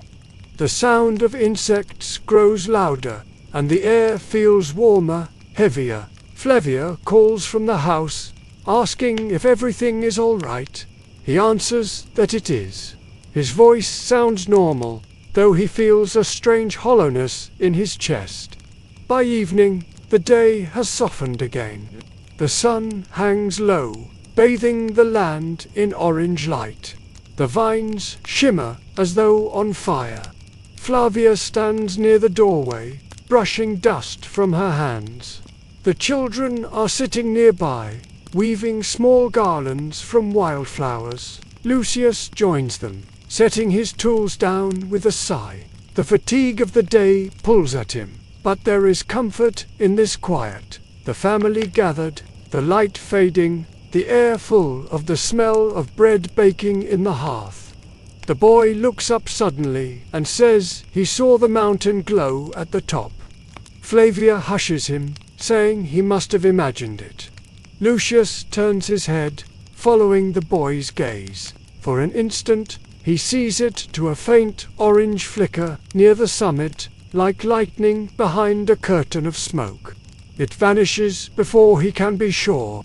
He tells himself it is the sunset playing tricks. The light fades quickly afterward, and the stars appear. The family eats supper in silence, each lost in quiet thought. Later that night, Lucius steps outside once more. The air feels still, too still, as though the world has paused. He looks toward Vesuvius. The mountain stands black against the starlit sky. A faint ribbon of smoke winds upward, darker than the night itself. He stares for a long time, his hands resting at his sides. Then, quietly, he whispers a small prayer, not to ask for anything, but to acknowledge something greater than himself. When he returns inside, the lamp flickers low. The children are asleep, Flavia already lying still. Lucius sits beside them for a while, watching the soft rise and fall of their breathing. The house creaks once, as if settling. Somewhere far below, the earth answers with another sound, quiet, deep, like a heartbeat. Night has wrapped itself tightly around the countryside. The lamps in most homes have gone out, leaving only faint glimmers through small windows. The air feels heavier than usual, as though it carries more than just the scent of soil and vines. Lucius sleeps lightly. His dreams twist between images of the vineyard and the mountain. In one moment, he is walking through endless rows of vines, their leaves glowing like embers. In the next, the ground trembles beneath his feet, the sky turning the color of smoke. He wakes suddenly, his breath quick and shallow. The room is dark, the only light coming from the small fire smoldering in the hearth. The air smells faintly of oil and ash. He listens for a moment, unsure if the rumble he heard came from his dream or the earth itself. Then he feels it, a faint vibration, slow and deep, moving through the floor like the pulse of something enormous beneath the soil. The dog lifts its head, growling softly before lying back down. Flavia stirs beside him and murmurs something about thunder. He says nothing, only places a hand over hers. The sound fades as quickly as it came. After a while, he rises quietly, not wanting to wake the children. He steps outside, the cool air washing over him. The stars shimmer above, but a thin haze seems to cover the sky. The smell in the air is strange, sharper than usual, with a faint metallic taste that lingers on his tongue. He looks toward Vesuvius.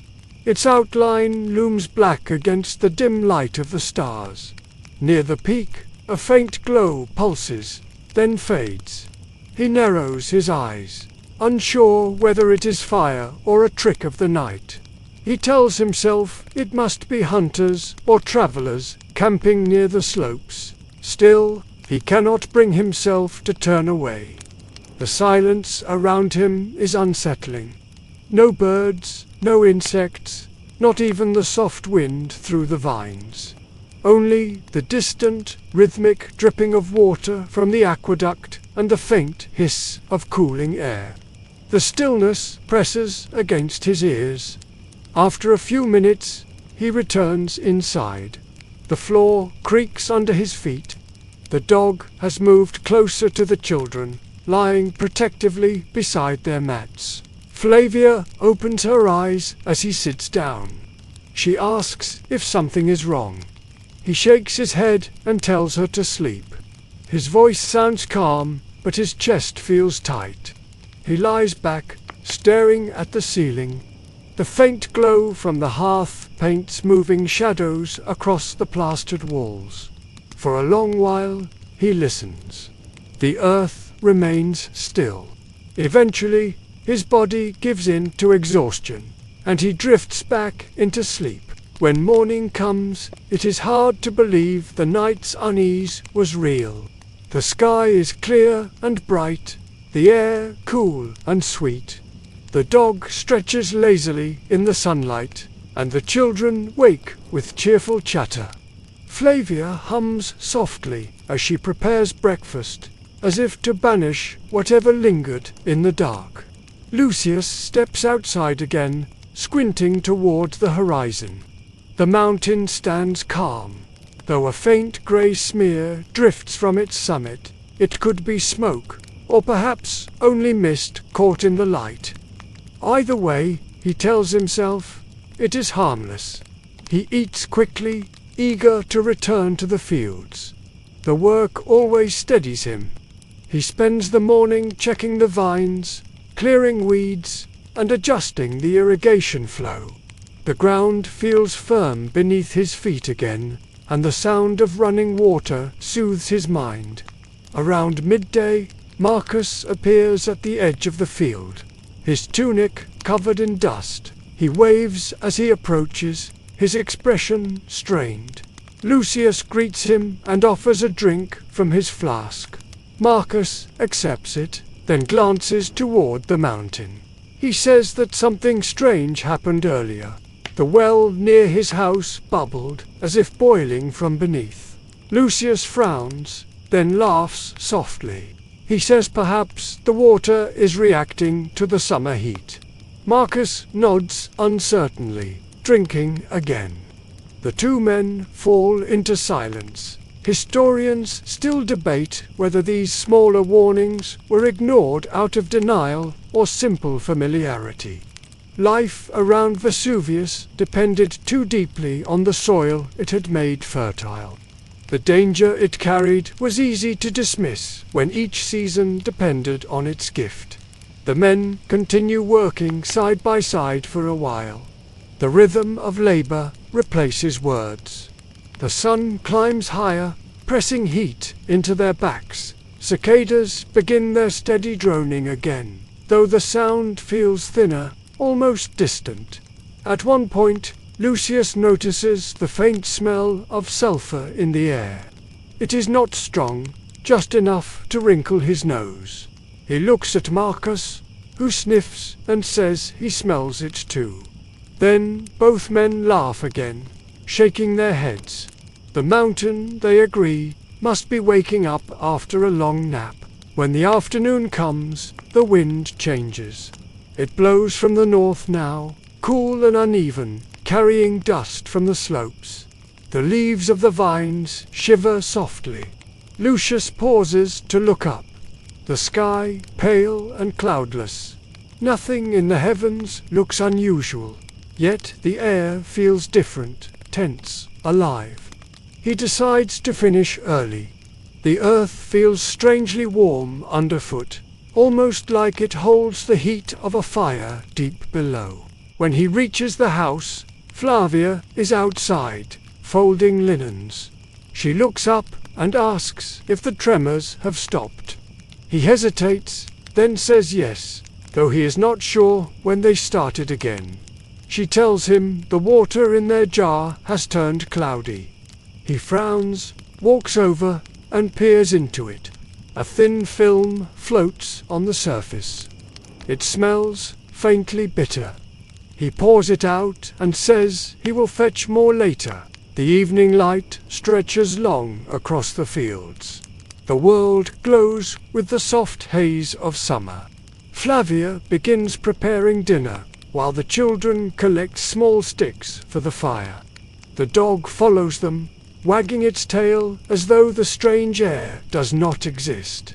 Lucius walks to the edge of the field once more.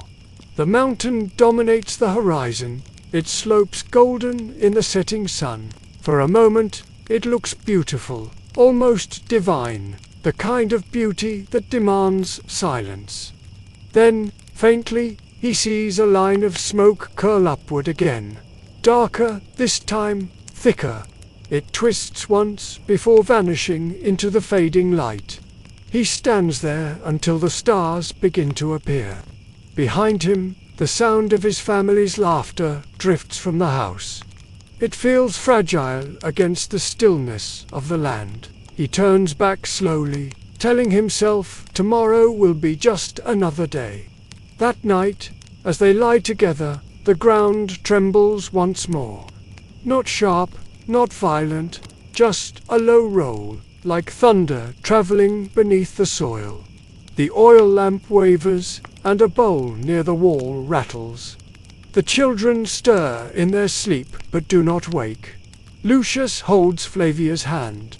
They wait until the movement stops. Then, in the dark, she whispers a small prayer. He joins her quietly, their voices barely above breath. When the silence returns, it feels too deep, too wide. The world settles again, pretending nothing has changed. Outside, the vines stand still beneath the moonlight, and the mountain breathes a faint plume into the night sky. The morning breaks, soft and golden. The air feels thicker than usual, carrying a faint haze that blurs the edges of the hills. The sun rises slowly behind Vesuvius, painting its slopes with a pale orange light.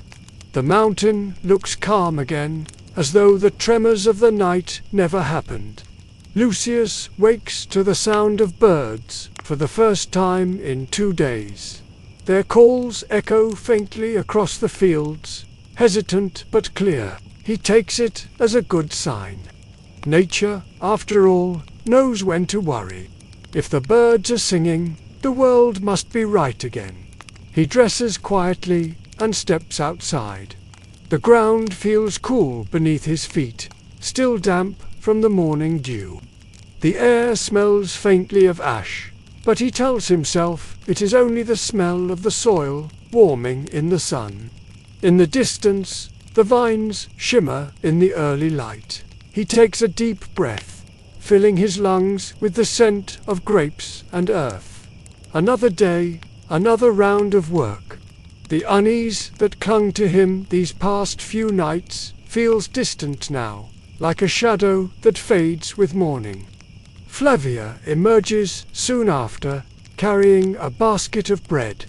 Her hair is tied back, and her expression is calm but tired. The children follow, yawning, dragging their feet, already asking what will be for supper, though breakfast has only begun. Lucius smiles faintly and sits beside them beneath the olive tree. They eat in quiet harmony, the sound of chewing and birdsong filling the air. The boy tosses crumbs to the dog, who catches them mid-air. The girl leans against her mother, half asleep again. Everything feels normal to normal, perhaps, but Lucius welcomes it. After breakfast, he takes his hoe and walks toward the fields. The path feels familiar underfoot, every turn and stone known to him. The vines look perfect this morning, their leaves glossy, their clusters heavy and full. He inspects a few rows. Satisfied, as he works, Marcus approaches from across the field, his face shaded by his wide hat. He raises a hand in greeting. Lucius waves back, glad to see him smiling again.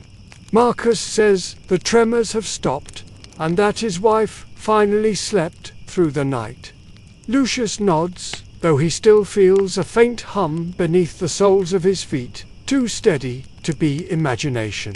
The two men talk about the coming harvest, comparing yields and discussing the price of wine in Pompeii. Marcus says traders have been offering higher rates this season, and Lucius laughs, saying they will find a way to lower them again by the time the carts arrive. The conversation feels good, simple, familiar, grounding. But as they talk, a low sound rolls through the valley. Not a tremor, not thunder, something in between, long and deep. The birds fall silent. The dog back at the house begins to bark, sharp and fast. Lucius and Marcus stop mid-sentence, their eyes turning toward the mountain. A thin column of smoke rises from the peak, curling upward in a perfect line. For a moment it looks almost graceful. Then, as they watch, the smoke darkens. It thickens, spreading outward like ink in water. Marcus swears softly under his breath. Lucius does not move. The smoke grows taller, spreading in all directions until it forms a dark crown above the mountain. The sunlight filters through it, turning the sky a strange shade of bronze. They stand in silence. The air feels heavier with each passing moment, as if the earth itself is holding its breath. Then comes another sound, a deep crack, sharp and distant, like stone splitting apart. It echoes through the valley. The ground beneath them quivers, faint but real. Lucius exhales slowly. He tells Marcus it will pass. The mountain has made noise before. The earth always settles again. Marcus nods, though he keeps his eyes fixed on the darkening sky. They return to their work, though neither can focus. The sound continues, a low rumbling, constant and far away. The smoke now stretches higher than before, climbing into the clouds. The wind shifts, and the smell of sulfur drifts across the fields. By midday, the sky above Vesuvius has turned grey. Ash begins to fall, faint at first, like fine dust. Lucius watches it collect on the leaves of the vines, on his arms, on the surface of the water in the irrigation ditch. The flakes are warm to the touch. Flavia calls from the doorway, her voice sharp with concern. She asks if it is safe. Lucius tells her it is nothing, only ash from a small fire near the mountain. He says it will pass soon. His tone is calm, practiced, the same voice he uses to soothe frightened children and restless animals. The children come outside, pointing at the falling ash as though it were snow. They laugh and hold out their hands to catch it. Flavia tells them to come inside, but they linger, fascinated by the strange beauty of it. Historians still debate whether the people of Pompeii understood what they were seeing that morning. To them, the mountain had always been a presence, a part of their lives. Its silence was normal, its smoke familiar. Even when it darkened the sky, many believed it was only another passing mood of the gods. Lucius wipes the ash from his face and looks again toward the horizon. The dark cloud now rises like a great pillar, wide at the base, spreading outward at the top. It catches the light in strange ways, glowing faintly red at the edges. It is beautiful in a way that makes the stomach tighten. The sound grows louder, a rolling, endless rumble that seems to come from inside the air itself. The dog whines, pulling at its rope. The ground trembles again, stronger this time. Flavia calls his name. Lucius turns, meeting her eyes. She stands in the doorway with the children, her hands gripping their shoulders. For a moment, everything feels suspended. The trembling earth, the falling ash, the breath caught in his chest. Then, as suddenly as it began, the tremor stops. The air stills. The silence that follows is complete, so deep it feels unnatural. The ash continues to fall, but slowly now, drifting in delicate spirals. Lucius walks back toward the house, his movements measured. He tells his wife to close the shutters, just in case. She nods and ushers the children inside. The smell of sulfur grows stronger, mixing with the faint sweetness of grapes. He stands in the doorway for a moment longer, looking out at his fields. The vines stretch across the land, heavy with fruit, glowing faintly beneath the strange light. The mountain looms above them, its dark crown spreading wider with every heartbeat. Lucius takes one last deep breath, tasting the metallic temps of the air. He turns back toward the warmth of his home, the laughter of his children, and the steady hum of life that continues even in the shadow of something vast. For now, the day goes on. The world holds its calm. The sun rises again over Pompeii, pale and muted behind a thin veil of haze. The air feels strange, heavier than usual, carrying a dry sharpness that coats the tongue. The light does not shine so much as it seeps, dull and orange, through a sky that is no longer quite blue. Still, life continues. The mountain stands silent for now, its crown of smoke drifting slowly eastward. Lucius wakes before dawn, as he always does. The tremors from the previous day are forgotten, or perhaps simply ignored. His body is too used to work to waste time on worry. He stretches, rises, and steps into the quiet morning. The yard looks different. A thin layer of grey dust covers everything. The walls, the tools, even the olive leaves. When he steps forward, it crunches faintly beneath his sandals. He kneels, runs a hand through it, and watches it cling to his fingers. The texture is fine, like flour. He wipes it off on his tunic and straightens. Flavia appears in the doorway, her shawl drawn tightly around her shoulders. She asks if it is safe to breathe the air. Lucius tells her yes, though his own throat feels dry. He says it must be dust from the mountain, carried here by the wind. It will pass once the breeze changes. She nods, though her eyes stay fixed on the horizon. The mountain glows faintly in the morning light, the rim of its peak blurred by smoke. It looks distant but alive, as though it is watching. The children wake soon after, chattering sleepily, their hair dusted with the same grey powder that now seems to coat the whole world. They step outside and laugh at the sight of it, kicking the ash into small clouds as they run. Flavia scolds them softly, telling them to wash before eating. Lucius smiles faintly at their joy.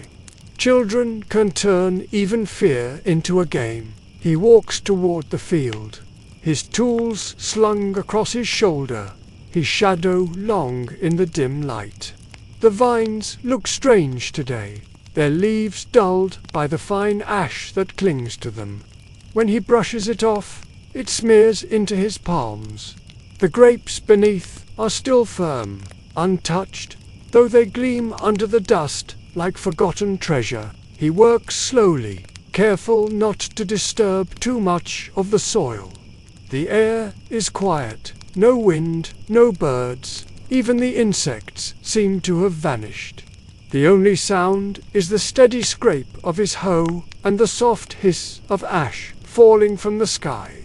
Historians still argue whether the people of Pompeii understood what was coming that morning. Many stayed home, others fled, but most, like Lucius, carried on as if the world would always turn the same way. When you have known one life for too long, it is easier to believe the earth will bend to your habits rather than change its own. By midday, the air grows darker. The sun hangs behind the veil of smoke like a dull copper coin. Flavia comes out to call him in, her voice tight. She says the ground trembled again while she was fetching water. The children cling to her tunic, their faces pale. Lucius nods and sets his tools aside. He tells her they will eat inside today.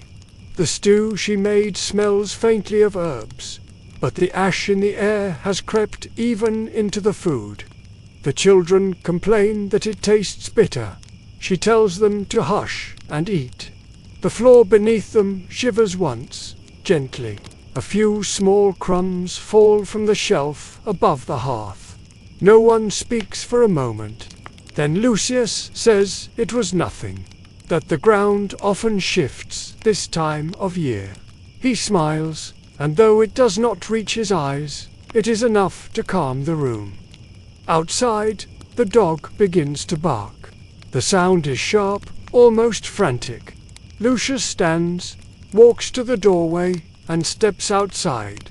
The light is dimmer now, though the sun still burns faintly through the cloud. The mountain S-top is lost behind a column of dark smoke that twists upward into the sky. It has grown thicker, deeper, spreading wide like a canopy of storm. He watches for a long moment, his hand resting on the frame of the door. The smoke moves as though alive, curling and pulsing in slow rhythm. The air smells strongly of sulfur now, bitter and metallic. Flavia joins him at the doorway, her face pale. He says quietly that they should go into town later, just to be safe. She nods, though neither of them moves. The children press close behind, their small hands clutching the folds of her dress. The ground trembles again, stronger this time. A cup falls from the table inside, shattering on the floor. The donkey brays in panic. Lucius turns, steadying himself against the wall. The shaking passes after a few seconds, leaving the air thick with silence. He breathes deeply, trying to steady his voice. He says again that it will pass. It always passes, but deep inside, he knows this feels different. The mountain no longer breathes softly. It growls. He turns once more to look toward it. The great column of smoke now reaches higher than any cloud he has ever seen. At the base, faint flashes of light flicker, not lightning, but something else, something from within the smoke itself. The sound that follows is not thunder. It is the sound of the earth tearing open. Flavia grips his arm. The children cling tighter. The air grows hot and heavy, filled with the smell of burning stone. A wind rises, carrying ash and fine grit that sting the skin. The dog runs in circles, barking madly. Lucius pulls the family inside. The walls shake and the roof groans. He tells them to stay low, to cover their mouths with cloth. Flavia gathers the children close, whispering prayers. The sound outside builds until it becomes a roar. A sound too large for words, too deep to be human. The air vibrates with it. The lamp falls, shattering, plunging the room into flickering half-light. Then, for a moment, everything stops. The noise, the shaking, even the wind. The silence is total. Lucius dares to look outside again. The sky is gone. The light is gone. Only the red glow of the mountain remains, pulsing faintly through the curtain of ash. The vines bow under the falling weight, their fruit hidden beneath grey. He takes Flavia's hand, holds it tightly. The children press between them, their small bodies trembling. The air burns in his lungs, and still, somehow, he whispers, "It will pass." Outside, the last quiet day ends, the wind changes. The earth exhales.